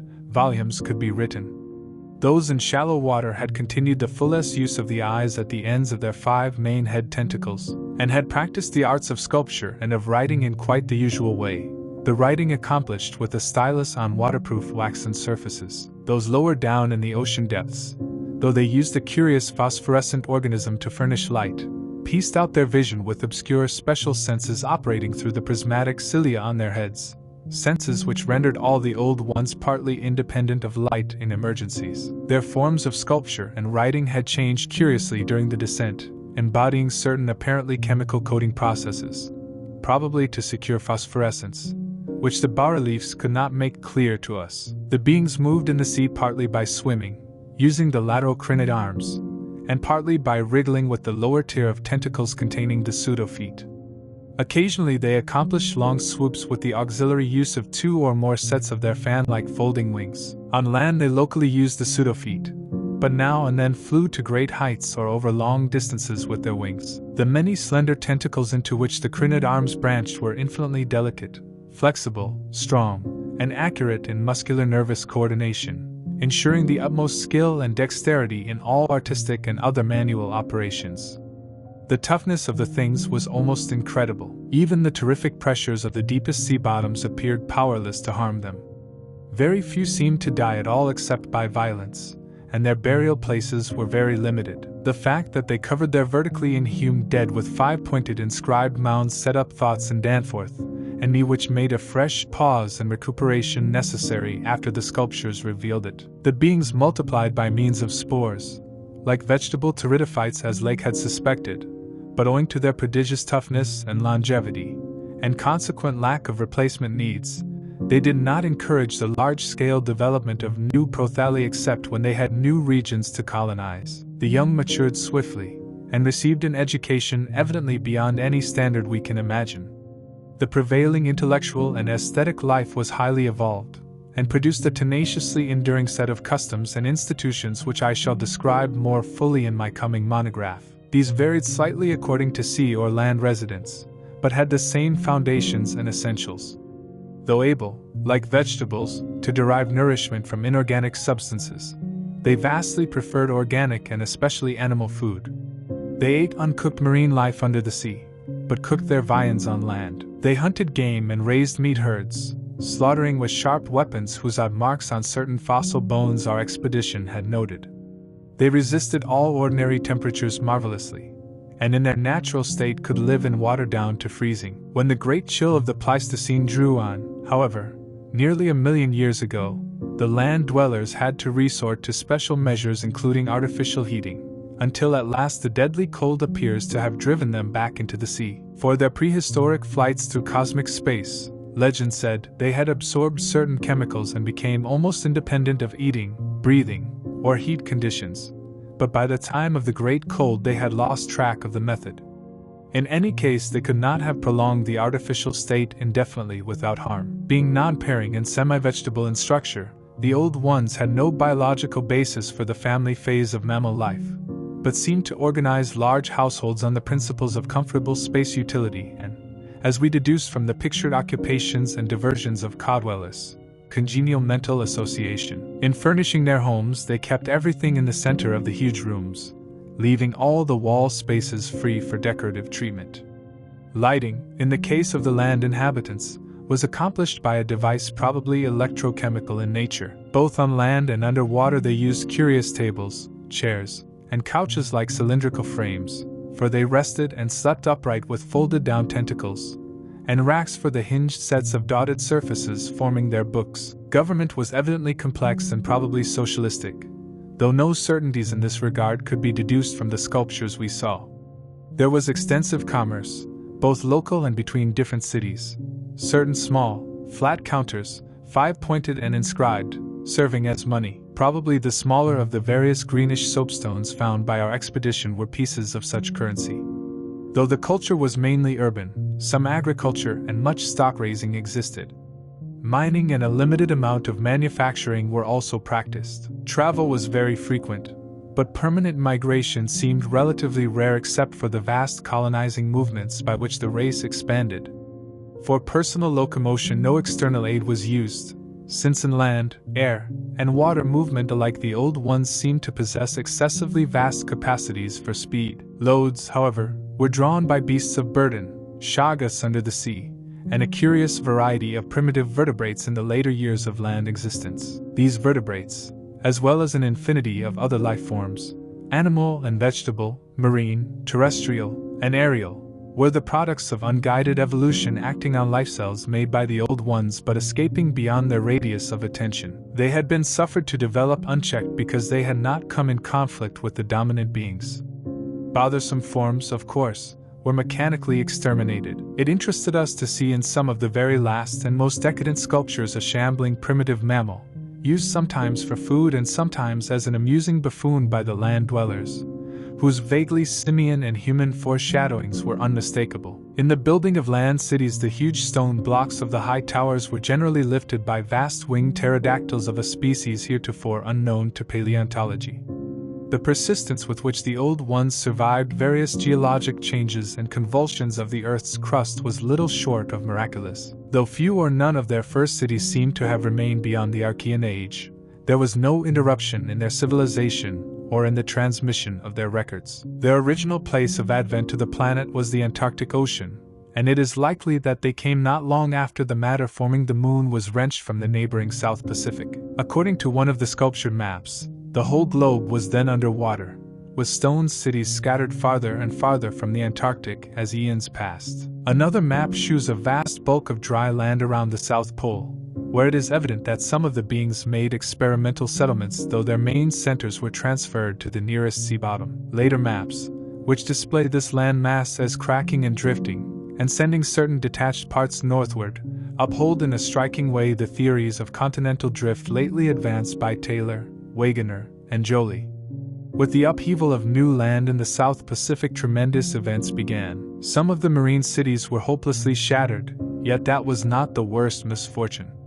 Another race, a land race of beings shaped like octopi and probably corresponding to the fabulous pre-human spawn of Cthulhu, soon began filtering down from cosmic infinity and precipitated a monstrous war which for a time drove the old ones wholly back to the sea, a colossal blow in view of the increasing land settlements. Later peace was made, and the new lands were given to the Cthulhu spawn whilst the old ones held the sea and the older lands. New land cities were founded, the greatest of them in the Antarctic, for this region of first arrival was sacred. From then on, as before, the Antarctic remained the center of the old one's civilization, and all the discoverable cities built there by the Cthulhu spawn were blotted out. Then suddenly the lands of the Pacific sank again, taking with them the frightful stone city of Relaya and all the cosmic octopi, so that the old ones were again supreme on the planet except for one shadowy fear about which they did not like to speak. At a rather later age their cities dotted all the land and water areas of the globe, hence the recommendation in my coming monograph that some archaeologists make systematic borings with Pabbett's type of apparatus in certain widely separated regions. The steady trend down the ages was from water to land, a movement encouraged by the rise of new land masses, though the ocean was never wholly deserted. Another cause of the landward movement was the new difficulty in breeding and managing the shagas upon which successful sea life depended. With the march of time, as the sculptures sadly confessed, the art of creating new life from inorganic matter had been lost, so that the old ones had to depend on the molding of forms already in existence. On land the great reptiles proved highly tractable, but the shagas of the sea, reproducing by fission and acquiring a dangerous degree of accidental intelligence, presented for a time a formidable problem. They had always been controlled through the hypnotic suggestion of the old ones, and had modeled their tough plasticity into various useful temporary limbs and organs. But now their self-modeling powers were sometimes exercised independently, and in various imitative forms implanted by past suggestion. They had, it seems, developed a semi-stable brain whose separate and occasionally stubborn volition echoed the will of the old ones without always obeying it. Sculptured images of these shoggoths filled Danforth and me with horror and loathing. They were normally shapeless entities composed of a viscous jelly which looked like an agglutination of bubbles, and each averaged about 15 feet in diameter when a sphere. They had, however, a constantly shifting shape and volume, throwing out temporary developments or forming apparent organs of sight, hearing, and speech in imitation of their masters, either spontaneously or according to suggestion. They seem to have become peculiarly intractable toward the middle of the Permian Age, perhaps 150 million years ago, when a veritable war of resubjugation was waged upon them by the marine Old Ones. Pictures of this war, and of the headless, slime-coated fashion in which the shoggoths typically left their slain victims, held a marvelously fearsome quality despite the intervening abyss of untold ages. The Old Ones had used curious weapons of molecular disturbance against the rebel entities, and in the end had achieved a complete victory. Thereafter the sculptures shoot a period in which shoggoths were tamed and broken by armed Old Ones as the wild horses of the American West were tamed by cowboys. Though during the rebellion the shoggoths had shown an ability to live out of water, this transition was not encouraged, since their usefulness on land would hardly have been commensurate with the trouble of their management. During the Jurassic Age the Old Ones met fresh adversity in the form of a new invasion from outer space, this time by half-fungus, half-crustacean creatures from a planet identifiable as the remote and recently discovered Pluto, creatures undoubtedly the same as those figuring in certain whispered hill legends of the north, and remembered in the Himalayas as the Migo, or abominable snowmen. To fight these beings the Old Ones attempted, for the first time since their terrene advent, to sally forth again into the planetary ether. But despite all traditional preparations found it no longer possible to leave the Earth's atmosphere. Whatever the old secret of interstellar travel had been, it was now definitely lost to the race. In the end the Migo drove the Old Ones out of all the northern lands, though they were powerless to disturb those in the sea.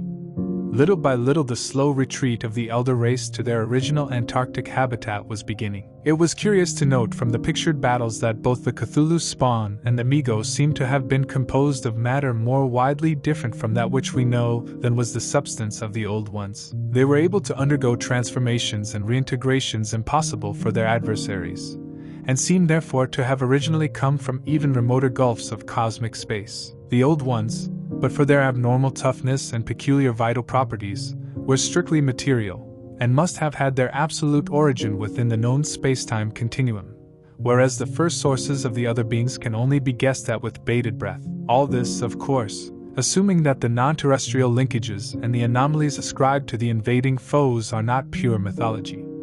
Conceivably, the Old Ones might have invented a cosmic framework to account for their occasional defeats, since historical interest and pride obviously formed their chief psychological element. It is significant that their annals failed to mention many advanced and potent races of beings whose mighty cultures and towering cities figure persistently in certain obscure legends. The changing state of the world through long geologic ages appeared with startling vividness in many of the sculptured maps and scenes. In certain cases existing science will require revision, while in other cases its bold deductions are magnificently confirmed. As I have said, the hypothesis of Taylor, Wegener, and Joly that all the continents are fragments of an original Antarctic land mass which cracked from centrifugal force and drifted apart over a technically viscous lower surface, an hypothesis suggested by such things as the complementary outlines of Africa and South America, and the way the great mountain chains are rolled and shoved up, receives striking support from this uncanny source. Maps evidently showing the Carboniferous world of 100 million or more years ago displayed significant rifts and chasms destined later to separate Africa from the once continuous realms of Europe, then the Valusia of Hellish, primal legend, Asia, the Americas, and the Antarctic continent. Other charts, and most significantly one in connection with the founding 50 million years ago of the vast dead city around us, showed all the present continents well differentiated, and in the latest discoverable specimen, dating perhaps from the Pliocene age, The approximate world of today appeared quite clearly despite the linkage of Alaska with Siberia, of North America with Europe through Greenland, and of South America with the Antarctic continent through Graham Land. In the Carboniferous map, the whole globe, ocean floor and rift land mass alike, bore symbols of the old one's vast stone cities, but in the later charts the gradual recession toward the Antarctic became very plain. The final Pliocene specimen showed no land cities except on the Antarctic continent and the tip of South America, nor any ocean cities north of the 50th parallel of south latitude. Knowledge and interest in the northern world, save for a study of coastlines probably made during long exploration flights on those fan-like membranous wings, had evidently declined to zero among the old ones. Destruction of cities through the upthrust of mountains,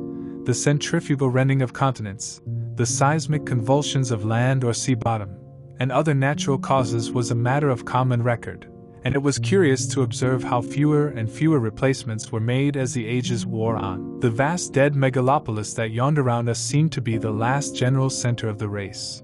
Built early in the Cretaceous age after a titanic earth buckling had obliterated a still vaster predecessor not far distant. It appeared that this general region was the most sacred spot of all, where reputedly the first old ones had settled on a primal sea bottom. In the new city, many of whose features we could recognize in the sculptures, but which stretched fully 100 miles along the mountain range in each direction beyond the farthest limits of our aerial survey, there were reputed to be preserved certain sacred stones forming part of the first sea-bottom city, which were thrust up to light after long epochs in the course of the general crumpling of strata.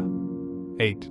Naturally, Danforth and I studied with a special interest and a peculiarly personal sense of everything pertaining to the immediate district in which we were. Of this local material there was naturally a vast abundance, and on the tangled ground level of the city we were lucky enough to find a house of very late date whose walls, though somewhat damaged by a neighboring rift, contained sculptures of decadent workmanship carrying the story of the region much beyond the period of the Pliocene map whence we derived our last general glimpse of the pre-human world.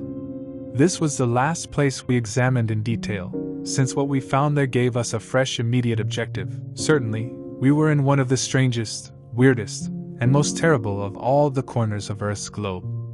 Of all existing lands it was infinitely the most ancient, and the conviction grew upon us that this hideous upland must indeed be the fabled nightmare plateau of Ling which even the mad author of the Necronomicon was reluctant to discuss. The great mountain chain was tremendously long, starting as a low range at Lippold Land on the coast of Weddell Sea and virtually crossing the entire continent.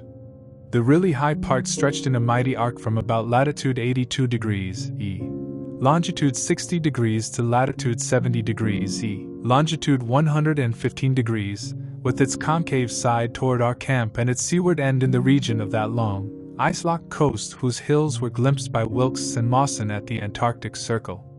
Yet even more monstrous exaggerations of nature seemed disturbingly close at hand. I have said that these peaks are higher than the Himalayas, but the sculptures forbid me to say that they are Earth's highest. That grim honor is beyond doubt reserved for something which half the sculptures hesitated to record at all, whilst others approached it with obvious repugnance and trepidation. It seems that there was one part of the ancient land, the first part that ever rose from the waters after the earth had flung off the moon, and the old ones had seeped down from the stars, which had come to be shunned as vaguely and namelessly evil. Cities built there had crumbled before their time, and had been found suddenly deserted. Then when the first great earth buckling had convulsed the region in the Comanchean age, a frightful line of peaks had shot suddenly up amidst the most appalling din and chaos, and earth had received her loftiest and most terrible mountains. If the scale of the carvings was correct, these abhorred things must have been much over 40,000 feet high, radically vaster than even the shocking mountains of madness we had crossed. They extended, it appeared, from about latitude 77 degrees E, longitude 70 degrees to latitude 70 degrees E, longitude 100 degrees, less than 300 miles away from the dead city, so that we would have spied their dreaded summits in the dim western distance had it not been for that vague opalescent haze. Their northern end must likewise be visible from the long Antarctic Circle coastline at Queen Mary Land. Some of the old ones, in the decadent days, had made strange prayers to those mountains, but none ever went near them or dared to guess what lay beyond. No human eye had ever seen them, and as I studied the emotions conveyed in the carvings I prayed that none ever might. There are protecting hills along the coast beyond them, Queen Mary and Kaiser Wilhelm lands, and I thank heaven no one has been able to land and climb those hills. I am not as skeptical about old tales and fears as I used to be, and I do not laugh now at the prehuman sculptor's notion that lightning paused meaningfully now and then at each of the brooding crests, and that an unexplained glow shone from one of those terrible pinnacles all through the long polar night. There may be a very real and very monstrous meaning in the old narcotic whispers about Kadath and the cold waste. But the terrain close at hand was hardly less strange, even if less namelessly accursed. Soon after the founding of the city, the great mountain range became the seat of the principal temples, and many carvings shewed what grotesque and fantastic towers had pierced the sky where now we saw only the curiously clinging cubes and ramparts. In the course of ages the caves had appeared, and had been shaped into adjuncts of the temples. With the advance of still later epochs, all the limestone veins of the region were hollowed out by groundwaters, so that the mountains, the foothills, and the plains below them were a veritable network of connected caverns and galleries. Many graphic sculptures told of explorations deep underground, and of the final discovery of the Stygian sunless sea that lurked at Earth's bowels. This vast night gulf had undoubtedly been worn by the great river which flowed down from the nameless and horrible westward mountains, and which had formerly turned at the base of the Old Ones Range and flowed beside that chain into the Indian Ocean between Bud and Totten lands on Wilkes's coastline. Little by little it had eaten away the limestone hill base at its turning, till at last its sapping currents reached the caverns of the ground waters and joined with them in digging a deeper abyss. Finally its whole bulk emptied into the hollow hills and left the old bed toward the ocean dry. Much of the later city, as we now found it, had been built over that former bed. The old ones, understanding what had happened, and exercising their always keen artistic sense, had carved into ornate pylons those headlands of the foothills where the great stream began its descent into eternal darkness. This river, once crossed by scores of noble stone bridges, was plainly the one whose extinct course we had seen in our aeroplane survey. Its position in different carvings of the city helped us to orient ourselves to the scene as it had been at various stages of the region's age-long, aeon-dead history, so that we were able to sketch a hasty but careful map of the salient features, squares, important buildings, and the like, for guidance in further explorations. We could soon reconstruct in fancy the whole stupendous thing as it was 1,000,000 or 10,000,000 or 50,000,000 years ago, for the sculptures told us exactly what the buildings and mountains and squares and suburbs and landscape setting and luxuriant tertiary vegetation had looked like. It must have had a marvelous and mystic beauty, and as I thought of it I almost forgot the clammy sense of sinister oppression with which the city's inhuman age and massiveness and deadness and remoteness and glacial twilight had choked and weighed on my spirit. Yet according to certain carvings the denizens of that city had themselves known the clutch of oppressive terror, for there was a somber and recurrent type of scene in which the old ones were shown in the act of recoiling affrightedly from some object, never allowed to appear in the design, found in the great river and indicated as having been washed down through waving, vine-draped cycad forests from those horrible westward mountains. It was only in the one late-built house with the decadent carvings that we obtained any foreshadowing of the final calamity leading to the city's desertion. Undoubtedly there must have been many sculptures of the same age elsewhere, even allowing for the slackened energies and aspirations of a stressful and uncertain period. Indeed, very certain evidence of the existence of others came to us shortly afterward. But this was the first and only set we directly encountered. We meant to look farther later on, but as I have said, immediate conditions dictated another present objective.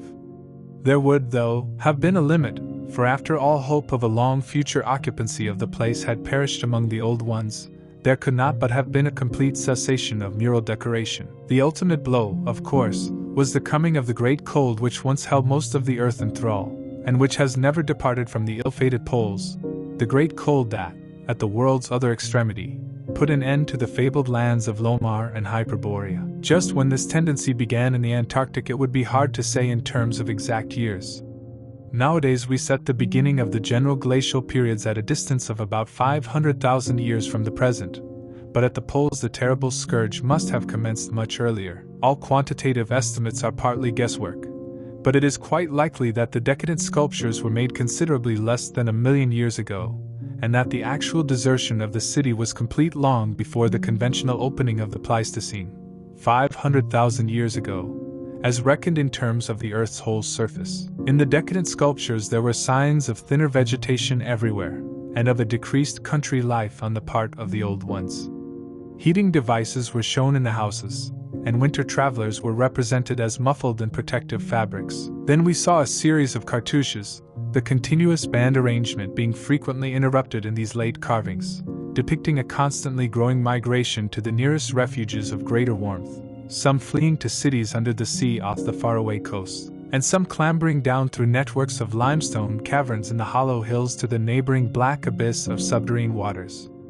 In the end, it seems to have been the neighboring abyss which received the greatest colonization. This was partly due, no doubt, to the traditional sacredness of this especial region, but may have been more conclusively determined by the opportunities it gave for continuing the use of the great temples on the honeycombed mountains, and for retaining the vast land city as a place of summer residence and base of communication with various minds. The linkage of old and new abodes was made more effective by means of several gratings and improvements along the connecting routes, including the chiseling of numerous direct tunnels from the ancient metropolis to the Black Abyss, sharply down-pointing tunnels whose mouths we carefully drew, according to our most thoughtful estimates, on the guide map we were compiling.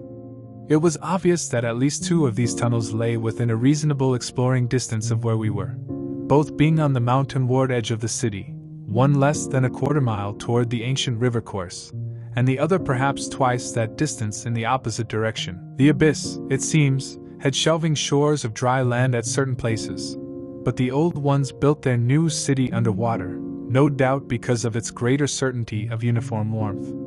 The depth of the hidden sea appears to have been very great, so that the Earth's internal heat could ensure its habitability for an indefinite period. The beings seem to have had no trouble in adapting themselves to part-time, and eventually, of course, whole-time, residence underwater, since they had never allowed their gill systems to atrophy. There were many sculptures which shewed how they had always frequently visited their submarine kinsfolk elsewhere, and how they had habitually bathed on the deep bottom of their great river.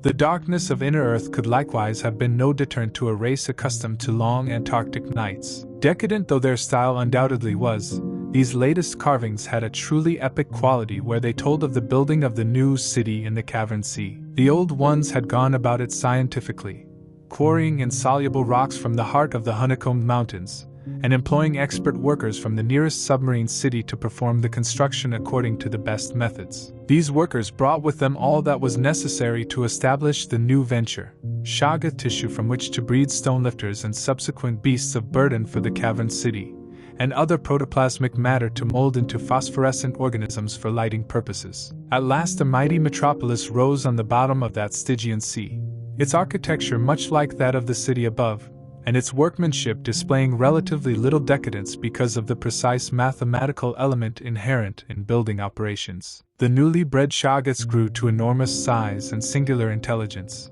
and were represented as taking and executing orders with marvelous quickness. They seemed to converse with the old ones by mimicking their voices, a sort of musical piping over a wide range, if poor Lake's dissection had indicated aright, and to work more from spoken commands than from hypnotic suggestions as in earlier times.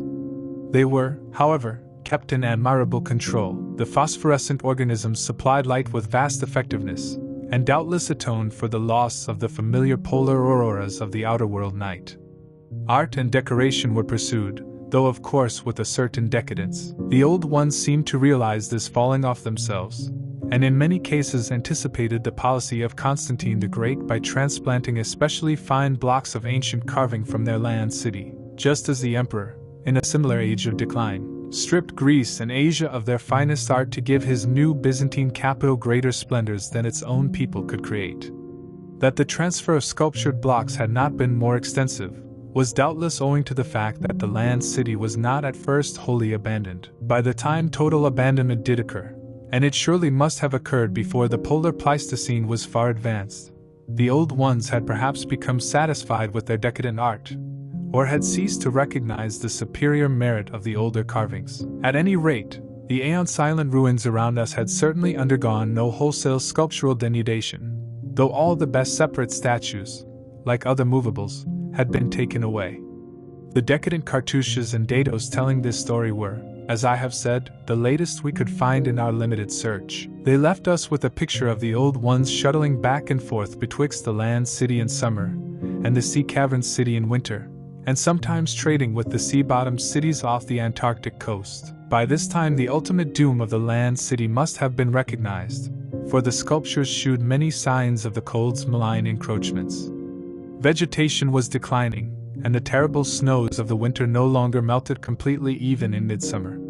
The saurian livestock were nearly all dead, and the mammals were standing it none too well. To keep on with the work of the upper world it had become necessary to adapt some of the amorphous and curiously cold-resistant shoggoths to land life, a thing the old ones had formerly been reluctant to do. The great river was now lifeless, and the upper sea had lost most of its denizens except the seals and whales. All the birds had flown away, save only the great, grotesque penguins. What had happened afterward we could only guess. How long had the new sea cavern city survived? Was it still down there, a stony corpse in eternal blackness? Had the subterranean waters frozen at last? To what fate had the ocean-bottom cities of the outer world been delivered? Had any of the old ones shifted north ahead of the creeping ice cap? Existing geology shews no trace of their presence. Had the frightful Migo been still a menace in the outer land world of the north? Could one be sure of what might, or might not linger even to this day in the lightless and unplumbed abysses of Earth's deepest waters? Those things had seemingly been able to withstand any amount of pressure, and men of the sea have fished up curious objects at times. And has the killer whale theory really explained the savage and mysterious scars on Antarctic seals noticed a generation ago by Borchgrevink? The specimens found by Purr Lake did not enter into these guesses, for their geologic setting proved them to have lived at what must have been a very early date in the land city's history. They were, according to their location, certainly not less than 30 million years old, and we reflected that in their day the sea cavern city, and indeed the cavern itself, had had no existence. They would have remembered an older scene, with lush tertiary vegetation everywhere, a younger land city of flourishing arts around them, and a great river sweeping northward along the base of the mighty mountains toward a faraway tropic ocean. And yet we could not help thinking about these specimens, especially about the 8 perfect ones that were missing from Lake's hideously ravaged camp. There was something abnormal about that whole business, the strange things we had tried so hard to lay to somebody's madness, those frightful graves, the amount and nature of the missing material, Gidney, the unearthly toughness of those archaic monstrosities, and the queer vital freaks the sculptures now shewed the race to have. Danforth and I had seen a good deal in the last few hours, and were prepared to believe and keep silent about many appalling and incredible secrets of primal nature. 9. I have said that our study of the decadent sculptures brought about a change in our immediate objective. This of course had to do with the chiseled avenues to the black inner world, of whose existence we had not known before, but which we were now eager to find and traverse. From the evident scale of the carvings we deduced that a steeply descending walk of about a mile through either of the neighboring tunnels would bring us to the brink of the dizzy sunless cliffs above the great abyss, down whose side adequate paths, improved by the old ones, led to the rocky shore of the hidden and night ocean. To behold this fabulous gulf in stark reality was a lure which seemed impossible of resistance once we knew of the thing. Yet we realized we must begin the quest at once if we expected to include it on our present flight. It was now 8 p.m., and we had not enough battery replacements to let our torches burn on forever. We had done so much of our studying and copying below the glacial level that our battery supply had had at least 5 hours of nearly continuous use, and despite the special dry cell formula would obviously be good for only about 4 more, though by keeping one torch unused, except for especially interesting or difficult places, we might manage to eke out a safe margin beyond that. It would not do to be without a light in these cyclopean catacombs, hence in order to make the abyss trip we must give up all further mural deciphering. Of course we intended to revisit the place for days and perhaps weeks of intensive study and photography, curiosity having long ago got the better of horror. But just now we must hasten. Our supply of trailblazing paper was far from unlimited, and we were reluctant to sacrifice spare notebooks or sketching paper to augment it. But we did let one large notebook go. If worst came to worst, we could resort to rock shipping, and of course it would be possible, even in case of really lost direction, to work up to full daylight by one channel or another if granted sufficient time for plentiful trial and error. So at last we set off eagerly in the indicated direction of the nearest tunnel. According to the carvings from which we had made our map, the desired tunnel mouth could not be much more than a quarter mile from where we stood, the intervening space showing solid-looking buildings quite likely to be penetrable still at a subglacial level. The opening itself would be in the basement, on the angle nearest the foothills, of a vast five-pointed structure of evidently public and perhaps ceremonial nature, which we tried to identify from our aerial survey of the ruins. No such structure came to our minds as we recalled our flight, hence we concluded that its upper parts had been greatly damaged, or that it had been totally shattered in an ice rift we had noticed. In the latter case, the tunnel would probably turn out to be choked, so that we would have to try the next nearest one, the one less than a mile to the north. The intervening river course prevented our trying any of the more southerly tunnels on this trip, and indeed, if both of the neighboring ones were choked, it was doubtful whether our batteries would warrant an attempt on the next northerly one, about a mile beyond our second choice.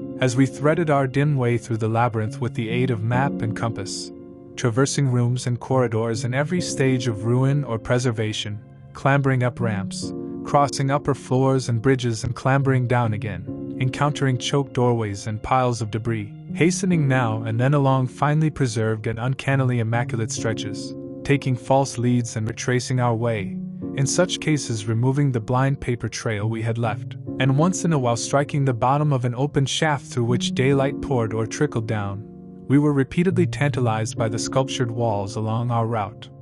Many must have told tales of immense historical importance, and only the prospect of later visits reconciled us to the need of passing them by. As it was, we slowed down once in a while and turned on our second torch. If we had had more films, we would certainly have paused briefly to photograph certain bas-reliefs, but time-consuming hand copying was clearly out of the question. I come now once more to a place where the temptation to hesitate, or to hint rather than state, is very strong. It is necessary, however, to reveal the rest in order to justify my course in discouraging further exploration. We had wormed our way very close to the computed site of the tunnel's mouth, having crossed a second-story bridge to what seemed plainly the tip of a pointed wall, and descended to a ruinous corridor especially rich in decadently elaborate and apparently ritualistic sculptures of late workmanship, when, about 8:30 p.m., Danforth's keen young nostrils gave us the first hint of something unusual. If we had had a dog with us, I suppose we would have been warned before. At first we could not precisely say what was wrong with the formerly crystal pure air, but after a few seconds our memories reacted only too definitely.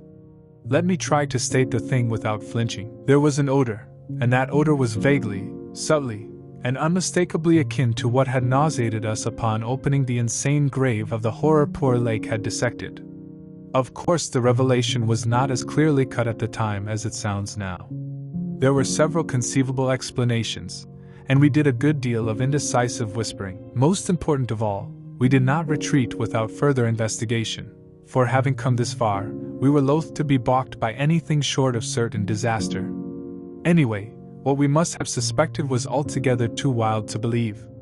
Such things did not happen in any normal world. It was probably sheer irrational instinct which made us dim our single torch, tempted no longer by the decadent and sinister sculptures that leered menacingly from the oppressive walls, and which softened our progress to a cautious tiptoeing and crawling over the increasingly littered floor and heaps of debris. Danforth's eyes as well as nose proved better than mine, for it was likewise he who first noticed the queer aspect of the debris after we had passed many half-choked arches leading to chambers and corridors on the ground level. It did not look quite as it ought after countless thousands of years of desertion, and when we cautiously turned on more light we saw that a kind of swath seemed to have been lately tracked through it. The irregular nature of the litter precluded any definite marks, but in the smoother places there were suggestions of the dragging of heavy objects.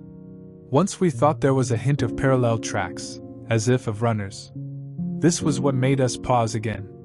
It was during that pause that we caught, simultaneously this time, the other odor ahead. Paradoxically, it was both a less frightful and a more frightful odor, less frightful intrinsically, but infinitely appalling in this place under the known circumstances.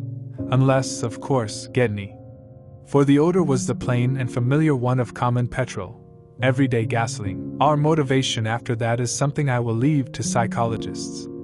We knew now that some terrible extension of the camp horrors must have crawled into this night burial place of the eons, hence could not doubt any longer the existence of nameless conditions, present, or at least recent, just ahead. Yet in the end we did let sheer burning curiosity, or anxiety, or auto-hypnotism, or vague thoughts of responsibility toward Gedney, or what not, drive us on. Danforth whispered again of the print he thought he had seen at the alley turning in the ruins above, and of the faint musical piping, potentially of tremendous significance in the light of Lake's dissection report despite its close resemblance to the cave-mouth echoes of the Windy Peaks, which he thought he had shortly afterward half heard from unknown depths below. I, in my turn, whispered of how the camp was left, of what had disappeared, and of how the madness of a lone survivor might have conceived the inconceivable, a wild trip across the monstrous mountains and a descent into the unknown primal masonry. But we could not convince each other, or even ourselves, of anything definite. We had turned off all light as we stood still, and vaguely noticed that a trace of deeply filtered upper day kept the blackness from being absolute. Having automatically begun to move ahead, we guided ourselves by occasional flashes from our torch. The disturbed debris formed an impression we could not shake off, and the smell of gasoline grew stronger. More and more ruin met our eyes and hampered our feet, until very soon we saw that the forward way was about to cease. We had been all too correct in our pessimistic guess about that rift glimpsed from the air. Our tunnel quest was a blind one, and we were not even going to be able to reach the basement out of which the abyss-ward aperture opened. The torch, flashing over the grotesquely carven walls of the blocked corridor in which we stood, shewed several doorways in various states of obstruction, and from one of them the gasoline odor, quite submerging that other hint of odor, came with especial distinctness. As we looked more steadily, we saw that beyond a doubt there had been a slight and recent clearing away of debris from that particular opening. Whatever the lurking horror might be, we believed the direct avenue toward it was now plainly manifest. I do not think anyone will wonder that we waited an appreciable time before making any further motion. And yet, when we did venture inside that black arch, our first impression was one of anticlimax. For amidst the littered expanse of that sculptured crypt, a perfect cube with sides of about 20 feet, there remained no recent object of instantly discernible size, so that we looked instinctively, though in vain, for a farther doorway. In another moment, however, Danforth's sharp vision had descried a place where the floor debris had been disturbed, and we turned on both torches full strength. Though what we saw in that light was actually simple and trifling, I am none the less reluctant to tell of it because of what it implied. It was a rough leveling of the debris, upon which several small objects lay carelessly scattered, and at one corner of which a considerable amount of gasoline must have been spilled lately enough to leave a strong odor even at this extreme superplateau altitude. In other words, it could not be other than a sort of camp, a camp made by questing beings who like us had been turned back by the unexpectedly choked way to the abyss.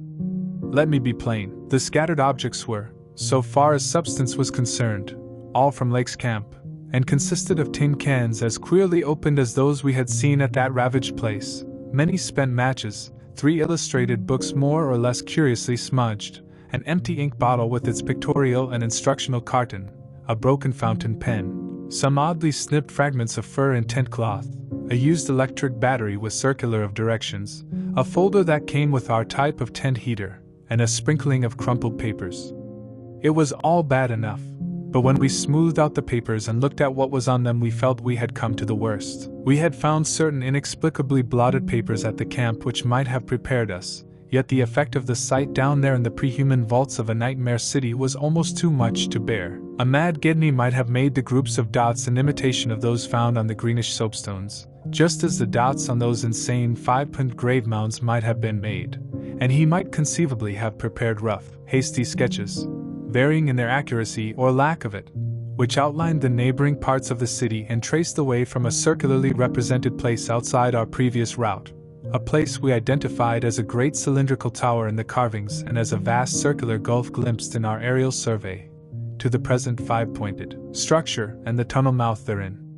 He might, I repeat, have prepared such sketches, for those before us were quite obviously compiled as our own had been from late sculptures somewhere in the glacial labyrinth, though not from the ones which we had seen and used. But what this art-blind bungler could never have done was to execute those sketches in a strange and assured technique perhaps superior, despite haste and carelessness, to any of the decadent carvings from which they were taken, the characteristic and unmistakable technique of the old ones themselves in the dead city's heyday. There are those who will say Danforth and I were utterly mad not to flee for our lives after that, since our conclusions were now, notwithstanding their wildness, completely fixed, and of a nature I need not even mention to those who have read my account as far as this. Perhaps we were mad, for have I not said those horrible peaks were mountains of madness? But I think I can detect something of the same spirit, albeit in a less extreme form, in the men who stalk deadly beasts through African jungles to photograph them or study their habits. Half paralyzed with terror though we were, there was nevertheless fanned within us a blazing flame of awe and curiosity which triumphed in the end. Of course we did not mean to face that, or those, which we knew had been there, but we felt that they must be gone by now. They would by this time have found the other neighboring entrance to the abyss, and have passed within to whatever night-black fragments of the past might await them in the ultimate gulf they had never seen. Or if that entrance, too, was blocked, they would have gone on to the north seeking another. They were, we remembered, partly independent of light. Looking back to that moment, I can scarcely recall just what precise form our new emotions took, just what change of immediate objective it was that so sharpened our sense of expectancy. We certainly did not mean to face what we feared, yet I will not deny that we may have had a lurking, unconscious wish to spy certain things from some hidden vantage point. Probably we had not given up our zeal to glimpse the abyss itself, though there was interposed a new goal in the form of that great circular place shown on the crumpled sketches we had found. We had at once recognized it as a monstrous cylindrical tower figuring in the very earliest carvings, but appearing only as a prodigious round aperture from above. Something about the impressiveness of its rendering, even in these hasty diagrams, made us think that its subglacial levels must still form a feature of peculiar importance. Perhaps it embodied architectural marvels as yet unencountered by us. It was certainly of incredible age according to the sculptures in which it figured, being indeed among the first things built in the city.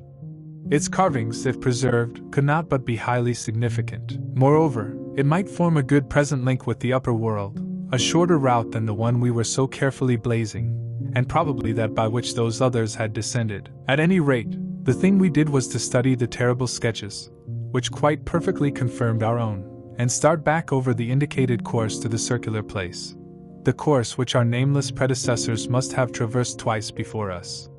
The other neighboring gate to the abyss would lie beyond that. I need not speak of our journey, during which we continued to leave an economical trail of paper, for it was precisely the same in kind as that by which we had reached the cul-de-sac, except that it tended to adhere more closely to the ground level and even descend to basement corridors. Every now and then we could trace certain disturbing marks in the debris or litter underfoot, and after we had passed outside the radius of the gasoline scent we were again faintly conscious, spasmodically, of that more hideous and more persistent scent. After the way had branched from our former course, we sometimes gave the rays of our single torch a furtive sweep along the walls, noting in almost every case the well-nigh omnipresent sculptures, which indeed seemed to have formed a main aesthetic outlet for the old ones. About 9:30 p.m., while traversing a vaulted corridor whose increasingly glaciated floor seemed somewhat below the ground level and whose roof grew lower as we advanced, we began to see strong daylight ahead and were able to turn off our torch. It appeared that we were coming to the vast circular place, and that our distance from the upper air could not be very great.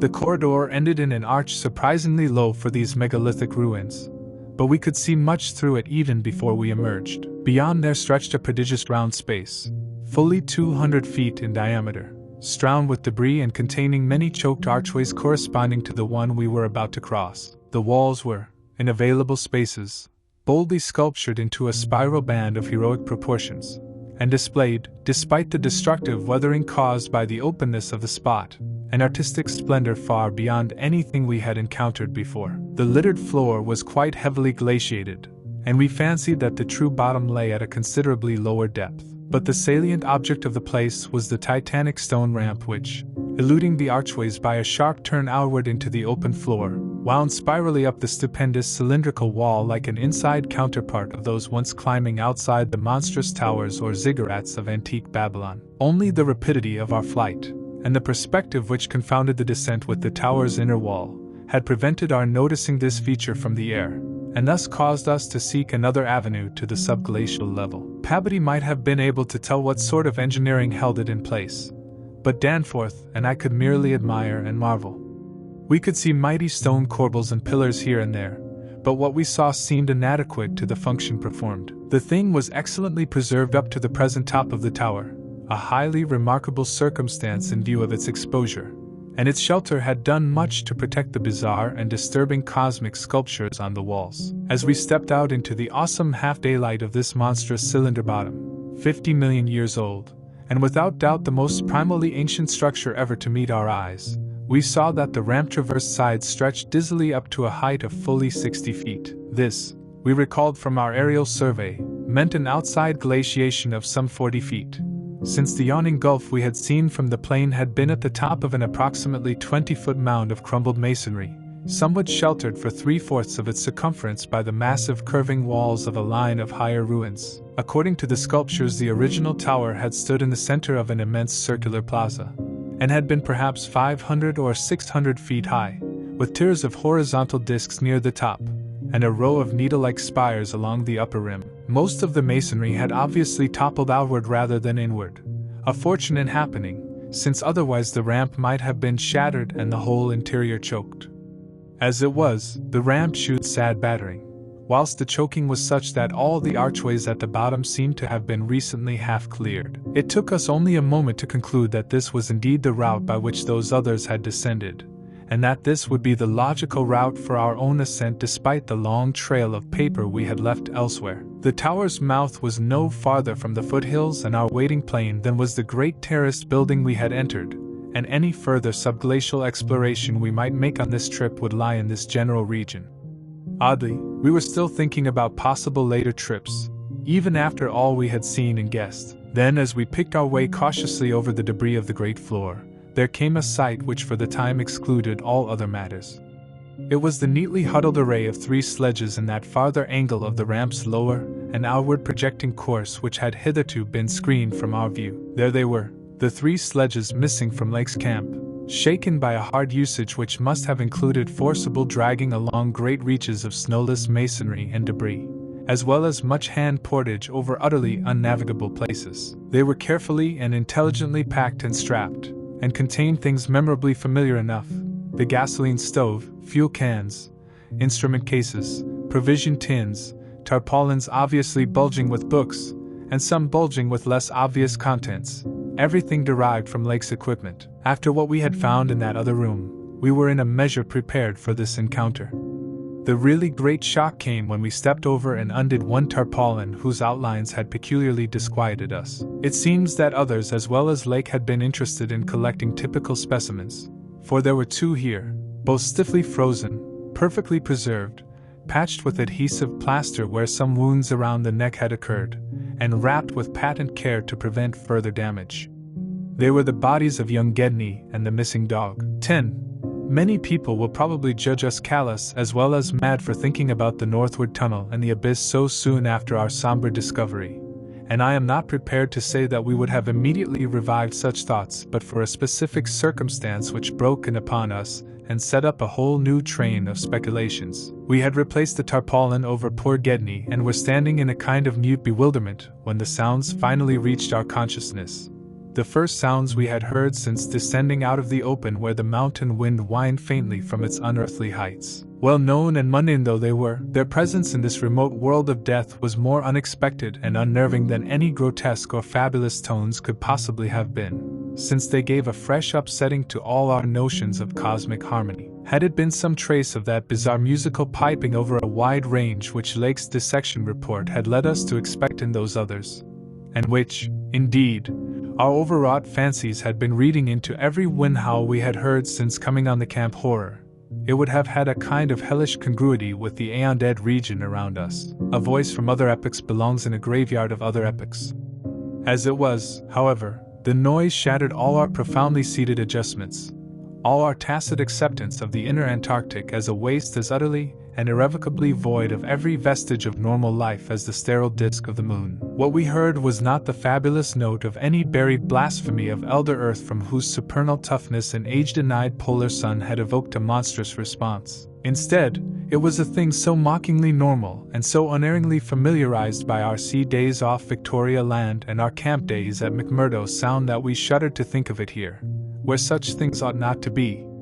To be brief, it was simply the raucous squawking of a penguin. The muffled sound floated from subglacial recesses nearly opposite to the corridor whence we had come, regions manifestly in the direction of that other tunnel to the vast abyss. The presence of a living waterbird in such a direction, in a world whose surface was one of age-long and uniform lifelessness, could lead to only one conclusion. Hence our first thought was to verify the objective reality of the sound. It was, indeed, repeated, and seemed at times to come from more than one throat. Seeking its source, we entered an archway from which much debris had been cleared, resuming our trailblazing, with an added paper supply taken with curious repugnance from one of the tarpaulin bundles on the sledges, when we left daylight behind. As the glaciated floor gave place to a litter of detritus, we plainly discerned some curious dragging tracks, and once Danforth found a distinct print of a sort whose description would be only too superfluous. The course indicated by the penguin cries was precisely what our map and compass prescribed as an approach to the more northerly tunnel mouth, and we were glad to find that a bridgeless thoroughfare on the ground and basement levels seemed open. The tunnel, according to the chart, ought to start from the basement of a large pyramidal structure which we seemed vaguely to recall from our aerial survey as remarkably well preserved. Along our path the single torch shewed a customary profusion of carvings, but we did not pause to examine any of these. Suddenly a bulky white shape loomed up ahead of us, and we flashed on the second torch. It is odd how wholly this new quest had turned our minds from earlier fears of what might lurk near. Those other ones, having left their supplies in the great circular place, must have planned to return after their scouting trip toward or into the abyss. Yet we had now discarded all caution concerning them as completely as if they had never existed. This white, waddling thing was fully 6 feet high, yet we seemed to realize at once that it was not one of those others. They were larger and dark, and according to the sculptures their motion over land surfaces was a swift, assured matter despite the queerness of their sea-borne tentacle equipment. But to say that the white thing did not profoundly frighten us would be vain. We were indeed clutched for an instant by a primitive dread almost sharper than the worst of our reasoned fears regarding those others. Then came a flash of anticlimax as the white shape sidled into a lateral archway to our left to join two others of its kind which had summoned it in raucous tones. For it was only a penguin, albeit of a huge, unknown species larger than the greatest of the known king penguins, and monstrous in its combined albinism and virtual eyelessness. When we had followed the thing into the archway and turned both our torches on the indifferent and unheeding group of three, we saw that they were all eyeless albinos of the same unknown and gigantic species. Their size reminded us of some of the archaic penguins depicted in the Old One's sculptures, and it did not take us long to conclude that they were descended from the same stock, undoubtedly surviving through a retreat to some warmer inner region whose perpetual blackness had destroyed their pigmentation and atrophied their eyes to mere useless slits. That their present habitat was the vast abyss we sought was not for a moment to be doubted, and this evidence of the gulf's continued warmth and habitability filled us with the most curious and subtly perturbing fancies. We wondered, too, what had caused these three birds to venture out of their usual domain. The state and silence of the great dead city made it clear that it had at no time been an habitual seasonal rookery, whilst the manifest indifference of the trio to our presence made it seem odd that any passing party of those others should have startled them. Was it possible that those others had taken some aggressive action or tried to increase their meat supply? We doubted whether that pungent odor which the dogs had hated could cause an equal antipathy in these penguins, since their ancestors had obviously lived on excellent terms with the Old Ones, an amicable relationship which must have survived in the abyss below as long as any of the Old Ones remained. Regretting, in a flare-up of the old spirit of pure science, that we could not photograph these anomalous creatures, we shortly left them to their squawking and pushed on toward the abyss whose openness was now so positively proved to us, and whose exact direction occasional penguin tracks made clear. Not long afterward a steep descent in a long, low, doorless, and peculiarly sculptureless corridor led us to believe that we were approaching the tunnel mouth at last. We had passed 2 more penguins, and heard others immediately ahead. Then the corridor ended in a prodigious open space which made us gasp involuntarily. A perfect inverted hemisphere, obviously deep underground, fully 100 feet in diameter and 50 feet high, with low archways opening around all parts of the circumference but one, and that one yawning cavernously with a black arched aperture which broke the symmetry of the vault to a height of nearly 15 feet. It was the entrance to the great abyss. In this vast hemisphere, whose concave roof was impressively though decadently carved to a likeness of the primordial celestial dome, a few albino penguins waddled, aliens there, but indifferent and unseeing. The black tunnel yawned indefinitely off at a steep descending grade, its aperture adorned with grotesquely chiseled jambs and lintel. From that cryptical mouth we fancied a current of slightly warmer air and perhaps even a suspicion of vapor proceeded, and we wondered what living entities other than penguins the limitless void below, and the contiguous honeycombings of the land and the Titan mountains, might conceal. We wondered, too, whether the trace of mountaintop smoke at first suspected by poor Lake, as well as the odd haze we had ourselves perceived around the rampart-crowned peak, might not be caused by the tortuous channeled rising of some such vapor from the unfathomed regions of Earth's core. Entering the tunnel, we saw that its outline was, at least at the start, about 15 feet each way, sides, floor, and arched roof composed of the usual megalithic masonry. The sides were sparsely decorated with cartouches of conventional designs in a late, decadent style, and all the construction and carving were marvelously well preserved. The floor was quite clear, except for a slight detritus bearing outgoing penguin tracks and the inward tracks of those others. The farther one advanced, the warmer it became, so that we were soon unbuttoning our heavy garments. We wondered whether there were any actually igneous manifestations below, and whether the waters of that sunless sea were hot. After a short distance the masonry gave place to solid rock, though the tunnel kept the same proportions and presented the same aspect of carved regularity. Occasionally its varying grade became so steep that grooves were cut in the floor. Several times we noted the mouths of small lateral galleries not recorded in our diagrams, none of them such as to complicate the problem of our return, and all of them welcome as possible refuges in case we met unwelcome entities on their way back from the abyss. The nameless scent of such things was very distinct. Doubtless it was suicidally foolish to venture into that tunnel under the known conditions, but the lure of the unplumbed is stronger in certain persons than most suspect. Indeed, it was just such a lure which had brought us to this unearthly polar waste in the first place. We saw several penguins as we passed along, and speculated on the distance we would have to traverse. The carvings had led us to expect a steep downhill walk of about a mile to the abyss, but our previous wanderings had shown us that matters of scale were not wholly to be depended on. After about a quarter of a mile that nameless scent became greatly accentuated, and we kept very careful track of the various lateral openings we passed. There was no visible vapor as at the mouth, but this was doubtless due to the lack of contrasting cooler air. The temperature was rapidly ascending, and we were not surprised to come upon a careless heap of material shudderingly familiar to us. It was composed of furs and tent cloth taken from Lake's camp, and we did not pause to study the bizarre forms into which the fabrics had been slashed. Slightly beyond this point we noticed a decided increase in the size and number of the side galleries, and concluded that the densely honeycombed region beneath the higher foothills must now have been reached. The nameless scent was now curiously mixed with another, and scarcely less offensive odor, of what nature we could not guess, though we thought of decaying organisms and perhaps unknown submarine fungi. Then came a startling expansion of the tunnel for which the carvings had not prepared us, a broadening and rising into a lofty, natural-looking elliptical cavern with a level floor, some 75 feet long and 50 broad, and with many immense side passages leading away into cryptical darkness. Though this cavern was natural in appearance, an inspection with both torches suggested that it had been formed by the artificial destruction of several walls between adjacent honeycombings. The walls were rough,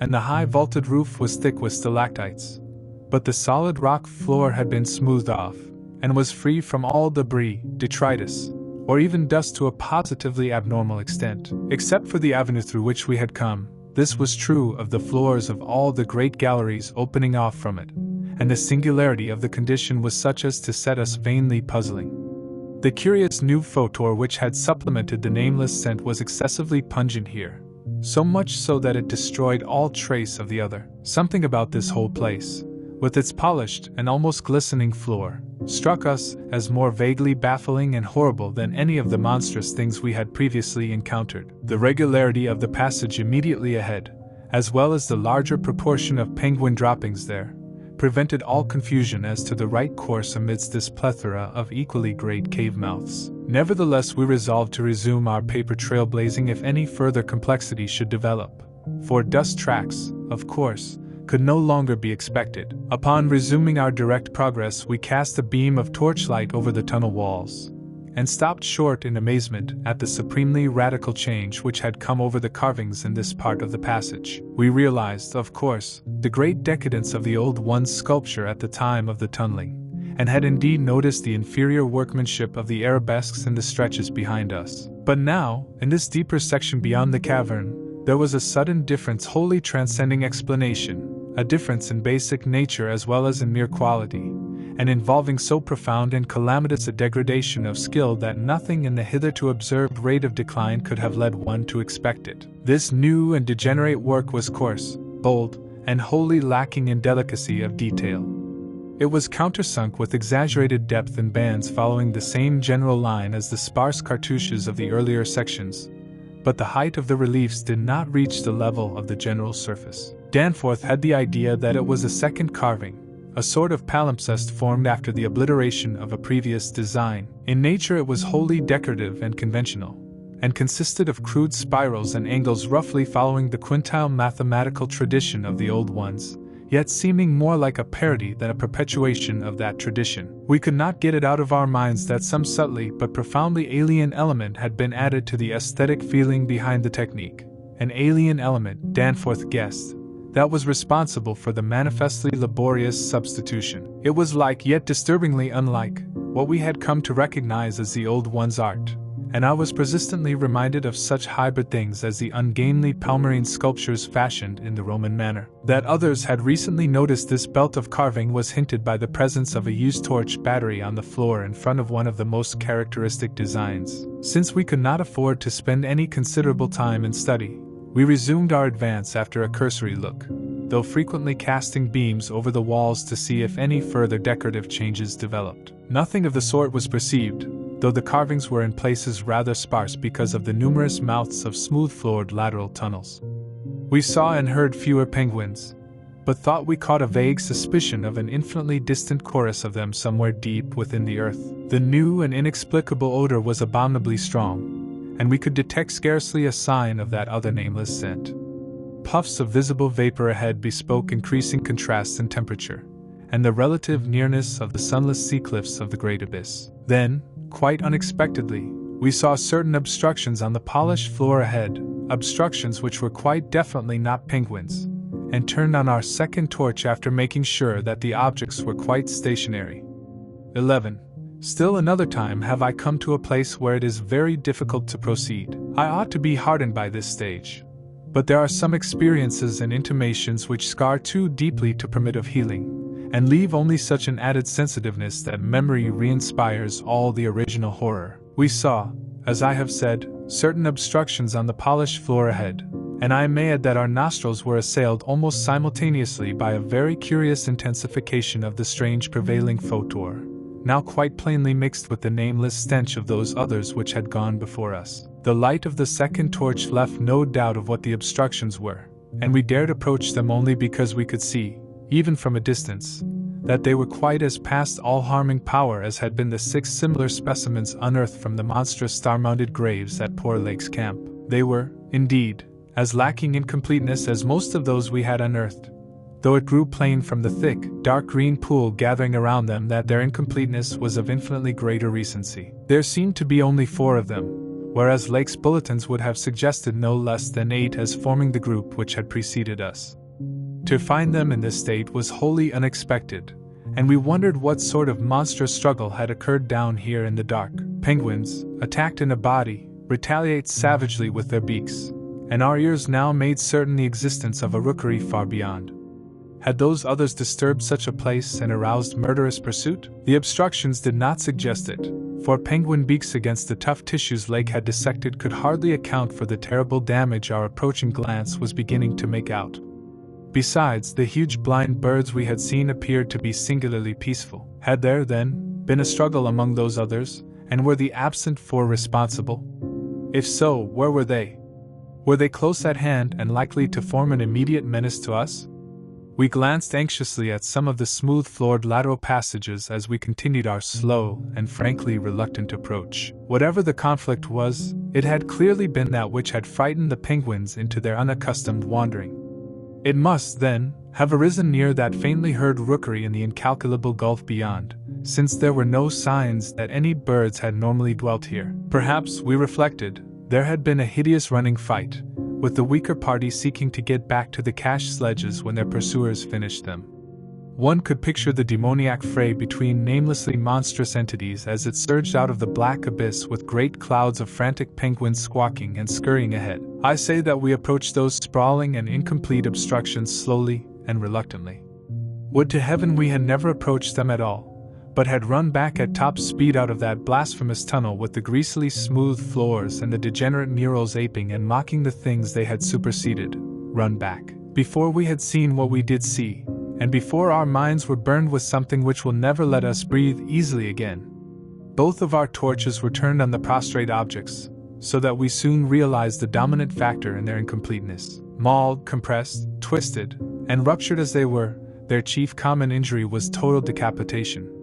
From each one the tentacled starfish head had been removed, and as we drew near we saw that the manner of removal looked more like some hellish tearing or suction than like any ordinary form of cleavage. Their noisome dark green ichor formed a large, spreading pool, but its stench was half overshadowed by that newer and stranger stench, here more pungent than at any other point along our route. Only when we had come very close to the sprawling obstructions could we trace that second, unexplainable photor to any immediate source. And the instant we did so, Danforth, remembering certain very vivid sculptures of the old one's history in the Permian age 150 million years ago, gave vent to a nerve-tortured cry which echoed hysterically through that vaulted and archaic passage with the evil palimpsest carvings. I came only just short of echoing his cry myself, for I had seen those primal sculptures, too, and had shudderingly admired the way the nameless artist had suggested that hideous slime coating found on certain incomplete and prostrate old ones, those whom the frightful Shoggoths had characteristically slain and sucked to a ghastly headlessness in the Great War of Resubjugation. They were infamous, nightmare sculptures even when telling of age-old, bygone things, for Shoggoths and their work ought not to be seen by human beings or portrayed by any beings. The mad author of the Necronomicon had nervously tried to swear that none had been bred on this planet, and that only drugged dreamers had ever conceived them. Formless protoplasm able to mock and reflect all forms and organs and processes, viscous agglutinations of bubbling cells, rubbery 15-foot spheroids infinitely plastic and ductile, slaves of suggestion, builders of cities, more and more sullen, more and more intelligent, more and more amphibious, more and more imitative. Great God, what madness made even those blasphemous old ones willing to use and to carve such things.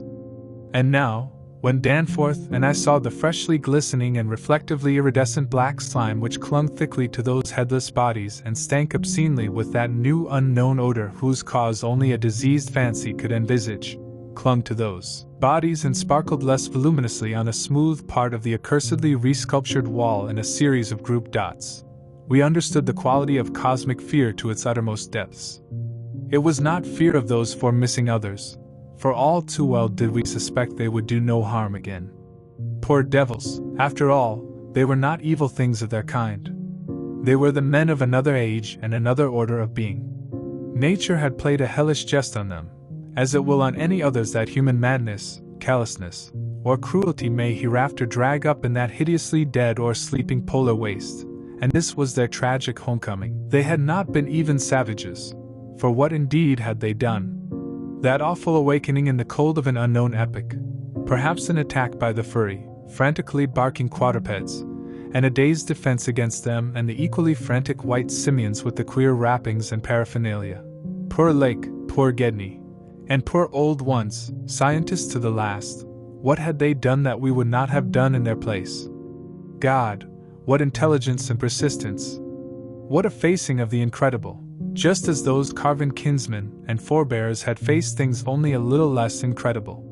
Radiates, vegetables, monstrosities, star spawn, whatever they had been, they were men. They had crossed the icy peaks on whose templed slopes they had once worshipped and roamed among the tree ferns.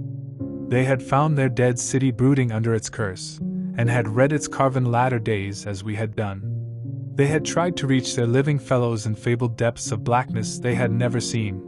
And what had they found? All this flashed in unison through the thoughts of Danforth and me as we looked from those headless, slime-coated shapes to the loathsome palimpsest sculptures and the diabolical dot groups of fresh slime on the wall beside them, looked and understood what must have triumphed and survived down there in the cyclopean water city of that night, penguin-fringed abyss, whence even now a sinister curling mist had begun to belch pallidly as if in answer to Danforth's hysterical scream. The shock of recognizing that monstrous slime and headlessness had frozen us into mute, motionless statues, and it is only through later conversations that we have learned of the complete identity of our thoughts at that moment. It seemed eons that we stood there, but actually it could not have been more than 10 or 15 seconds. That hateful, pallid mist curled forward as if veritably driven by some remoter advancing bulk, and then came a sound which upset much of what we had just decided, and in so doing broke the spell and enabled us to run like mad past squawking, confused penguins over our former trail back to the city, along ice-sunken megalithic corridors to the great open circle, and up that archaic spiral ramp in a frenzied automatic plunge for the sane outer air and light of day. The new sound, as I have intimated, upset much that we had decided, because it was what poor Lake's dissection had led us to attribute to those we had just judged dead. It was, Danforth later told me, precisely what he had caught in infinitely muffled form when at that spot beyond the alley corner above the glacial level. And it certainly had a shocking resemblance to the windpipings we had both heard around the lofty mountain caves. At the risk of seeming puerile, I will add another thing, too, if only because of the surprising way Danforth's impression chimed with mine. Of course, common reading is what prepared us both to make the interpretation, though Danforth has hinted at queer notions about unsuspected and forbidden sources to which Poe may have had access when writing his Arthur Gordon Pym a century ago. It will be remembered that in that fantastic tale there is a word of unknown but terrible and prodigious significance connected with the Antarctic and screamed eternally by the gigantic, spectrally snowy birds of that malign region's core. Tekeli-li! Tekeli-li! That, I may admit, is exactly what we thought we heard conveyed by that sudden sound behind the advancing white mist, that insidious musical piping over a singularly wide range. We were in full flight before 3 notes, or syllables, had been uttered, though we knew that the swiftness of the old ones would enable any scream-roused and pursuing survivor of the slaughter to overtake us in a moment if it really wished to do so. We had a vague hope, however, that non-aggressive conduct and a display of kindred reason might cause such a being to spare us in case of capture, if only from scientific curiosity. After all, if such an one had nothing to fear for itself, it would have no motive in harming us. Concealment being futile at this juncture, we used our torch for a running glance behind, and perceived that the mist was thinning. Would we see, at last, a complete and living specimen of those others? Again came that insidious musical piping. Tekeli-li! Tekeli-li! Then, noting that we were actually gaining on our pursuer, it occurred to us that the entity might be wounded. We could take no chances, however, since it was very obviously approaching in answer to Danforth's scream rather than in flight from any other entity. The timing was too close to admit of doubt. Of the whereabouts of that less conceivable and less mentionable nightmare, that foetid, unglimpsed mountain of slime-spewing protoplasm whose race had conquered the abyss and sent land pioneers to recarve and squirm through the burrows of the hills, we could form no guess. And it cost us a genuine pang to leave this probably crippled old one, perhaps a lone survivor, to the peril of recapture and a nameless fate. Thank heaven we did not slacken our run. The curling mist had thickened again, and was driving ahead with increased speed, whilst the straying penguins in our rear were squawking and screaming and displaying signs of a panic really surprising in view of their relatively minor confusion when we had passed them. Once more came that sinister, wide-ranged piping. Tekeli-li! Tekeli-li! We had been wrong. The thing was not wounded, but had merely paused on encountering the bodies of its fallen kindred and the hellish slime inscription above them.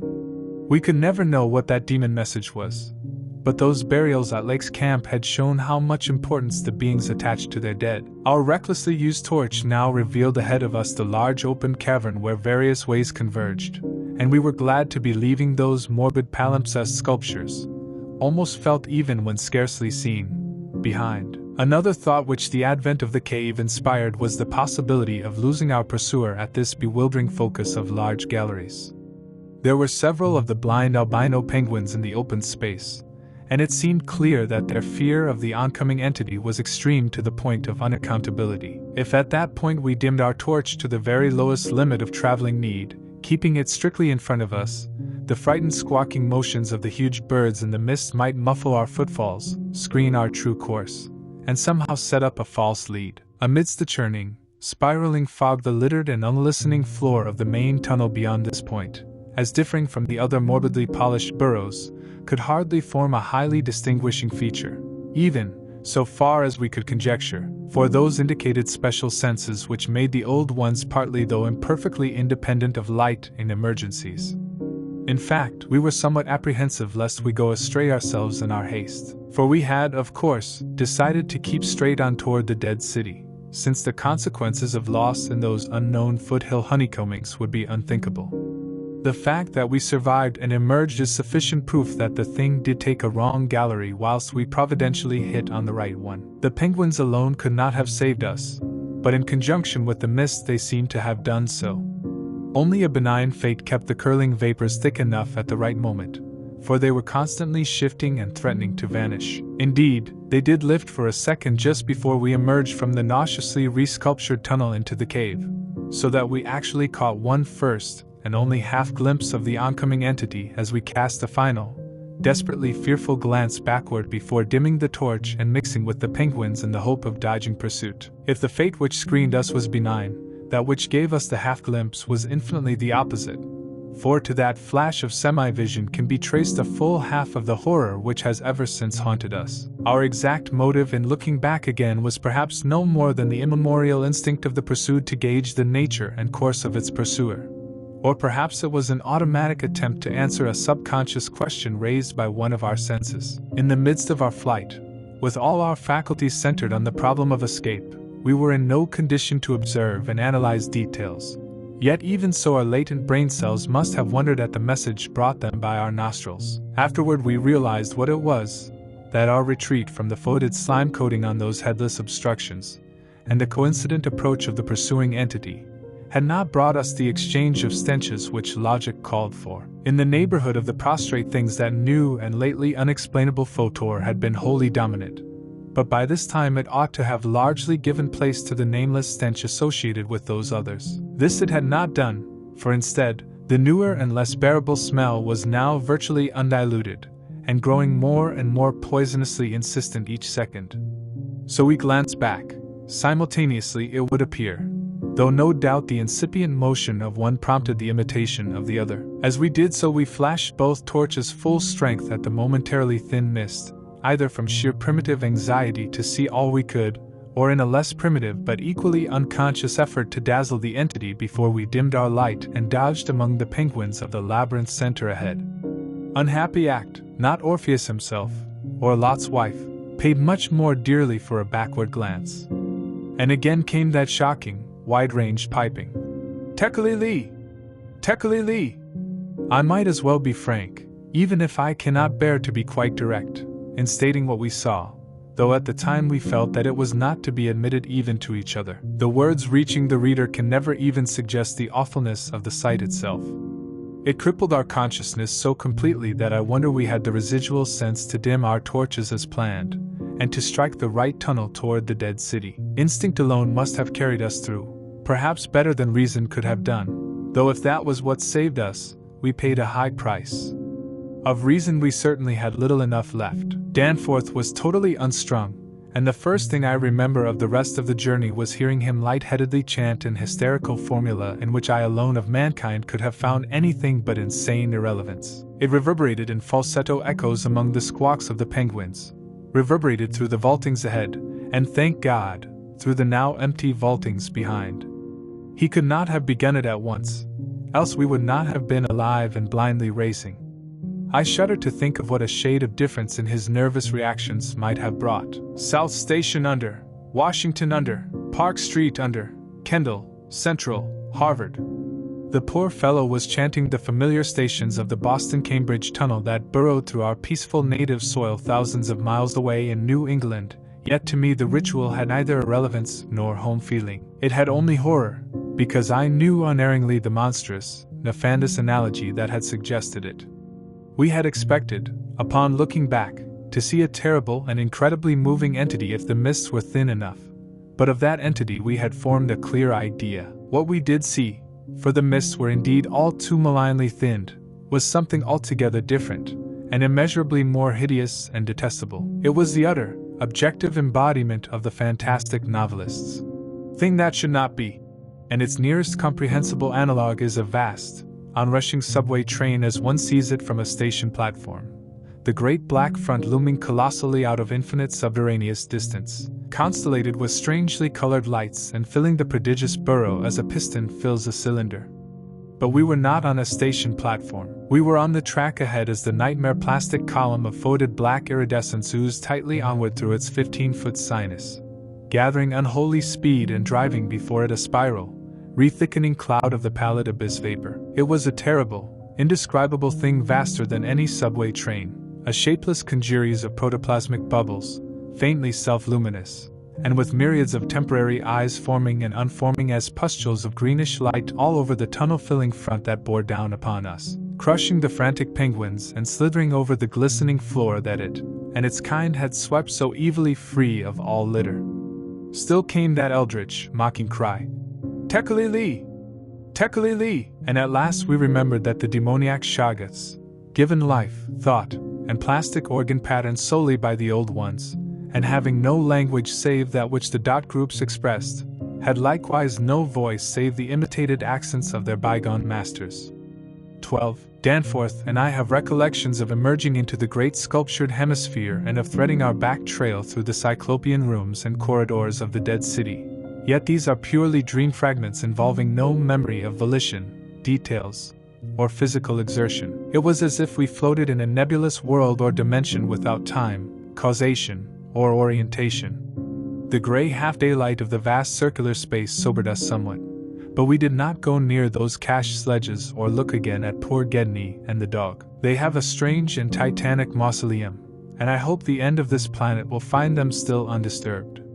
It was while struggling up the colossal spiral incline that we first felt the terrible fatigue and short breath which our race through the thin plateau air had produced. But not even the fear of collapse could make us pause before reaching the normal outer realm of sun and sky. There was something vaguely appropriate about our departure from those buried epochs, for as we wound our panting way up the 60-foot cylinder of primal masonry we glimpsed beside us a continuous procession of heroic sculptures in the dead race's early and undecayed technique.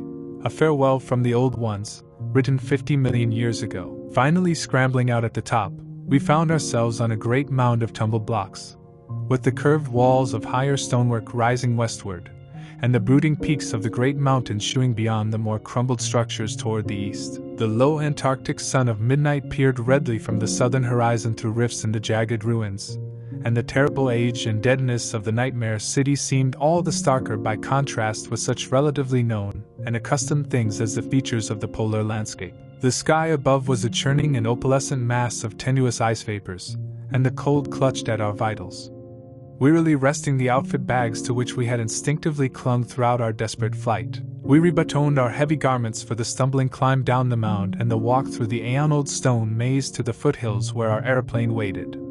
Of what had set us fleeing from the darkness of Earth's secret and archaic gulfs we said nothing at all. In less than a quarter of an hour we had found the steep grade to the foothills, the probable ancient terrace, by which we had descended, and could see the dark bulk of our great plain amidst the sparse ruins on the rising slope ahead. Halfway uphill toward our goal we paused for a momentary breathing spell, and turned to look again at the fantastic Paleogean tangle of incredible stone shapes below us, once more outlined mystically against an unknown west. As we did so we saw that the sky beyond had lost its morning haziness, the restless ice vapors having moved up to the zenith, where their mocking outlines seemed on the point of settling into some bizarre pattern which they feared to make quite definite or conclusive. There now lay revealed on the ultimate white horizon behind the grotesque city a dim, elfin line of pinnacled violet, whose needle-pointed heights loomed dreamlike against the beckoning rose color of the western sky. Up toward this shimmering rim sloped the ancient tableland,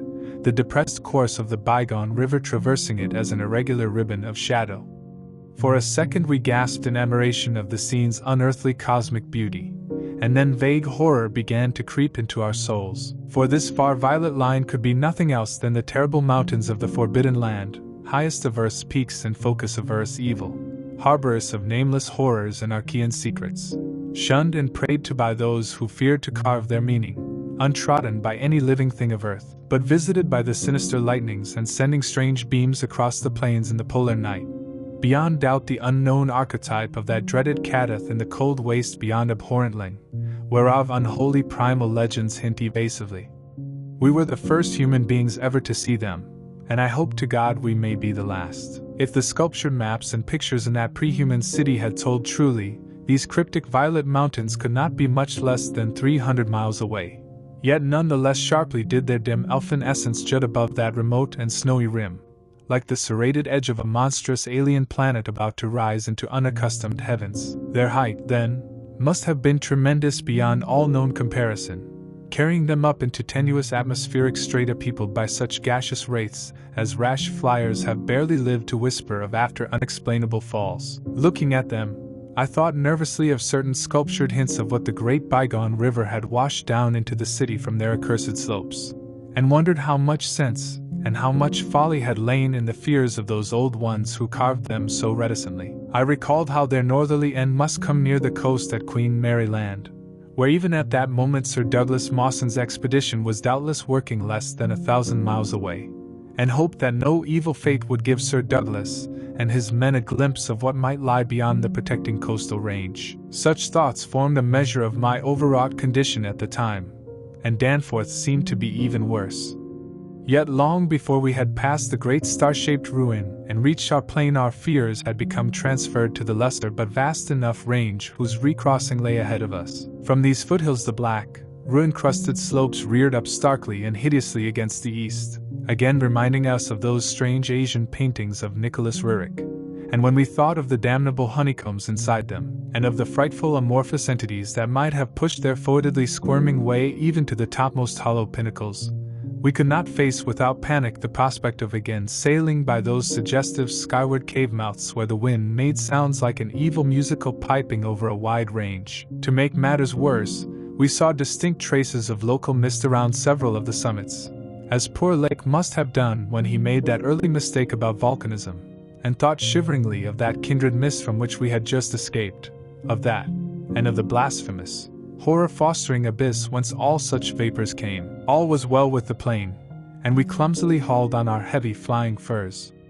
Danforth got the engine started without trouble, and we made a very smooth takeoff over the nightmare city. Below us the primal cyclopean masonry spread out as it had done when first we saw it, so short, yet infinitely long, a time ago, and we began rising and turning to test the wind for our crossing through the pass. At a very high level there must have been great disturbance, since the ice dust clouds of the zenith were doing all sorts of fantastic things. But at 24,000 feet, the height we needed for the pass, we found navigation quite practicable. As we drew close to the jutting peaks the wind's strange piping again became manifest, and I could see Danforth's hands trembling at the controls. Rank amateur though I was, I thought at that moment that I might be a better navigator than he in effecting the dangerous crossing between pinnacles, and when I made motions to change seats and take over his duties he did not protest. I tried to keep all my skill and self-possession about me, and stared at the sector of reddish farther sky betwixt the walls of the pass, resolutely refusing to pay attention to the puffs of mountaintop vapor, and wishing that I had wax-stopped ears like Ulysses' men off the Siren's coast to keep that disturbing wind piping from my consciousness. But Danforth, released from his piloting and keyed up to a dangerous nervous pitch, could not keep quiet. I felt him turning and wriggling about as he looked back at the terrible receding city, ahead at the cave-riddled, cube-barnacled peaks, sidewise at the bleak sea of snowy, rampart-strewn foothills, and upward at the seething, grotesquely clouded sky. It was then, just as I was trying to steer safely through the pass, that his mad shrieking brought us so close to disaster by shattering my tight hold on myself and causing me to fumble helplessly with the controls for a moment. A second afterward my resolution triumphed, and we made the crossing safely, yet I am afraid that Danforth will never be the same again. I have said that Danforth refused to tell me what final horror made him scream out so insanely, a horror which, I feel sadly sure, is mainly responsible for his present breakdown. We had snatches of shouted conversation above the winds piping and the engines buzzing as we reached the safe side of the range and swooped slowly down toward the camp, but that had mostly to do with the pledges of secrecy we had made as we prepared to leave the nightmare city. Certain things, we had agreed, were not for people to know and discuss lightly, and I would not speak of them now but for the need of heading off that Starkweathermore expedition, and others, at any cost. It is absolutely necessary, for the peace and safety of mankind, that some of Earth's dark, dead corners and unplumbed depths be let alone, lest sleeping abnormalities wake to resurgent life, and blasphemously surviving nightmares squirm and splash out of their black lairs to newer and wider conquests. All that Danforth has ever hinted is that the final horror was a mirage. It was not, he declares, anything connected with the cubes and caves of echoing, vaporous, wormily honeycombed mountains of madness which we crossed, but a single fantastic, demoniac glimpse, among the churning zenith clouds, of what lay back of those other violet westward mountains which the old ones had shunned and feared. It is very probable that the thing was a sheer delusion born of the previous stresses we had passed through, and of the actual though unrecognized mirage of the dead transmontane city experienced near Lake's Camp the day before. But it was so real to Danforth that he suffers from it still.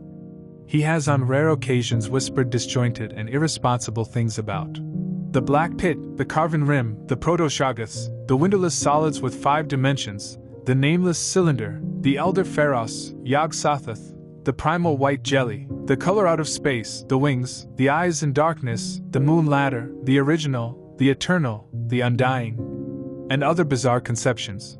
But when he is fully himself he repudiates all this and attributes it to his curious and macabre reading of earlier years. Danforth, indeed, is known to be among the few who have ever dared go completely through that worm-riddled copy of the Necronomicon kept under lock and key in the college library. The higher sky, as we crossed the range, was surely vaporous and disturbed enough, and although I did not see the zenith I can well imagine that its swirls of ice dust may have taken strange forms. Imagination, knowing how vividly distant scenes can sometimes be reflected, refracted, and magnified by such layers of restless cloud, might easily have supplied the rest, and of course Danforth did not hint any of those specific horrors till after his memory had had a chance to draw on his bygone reading. He could never have seen so much in one instantaneous glance. At the time his shrieks were confined to the repetition of a single mad word of all too obvious source. Tekeli-li! Tekeli-li! And,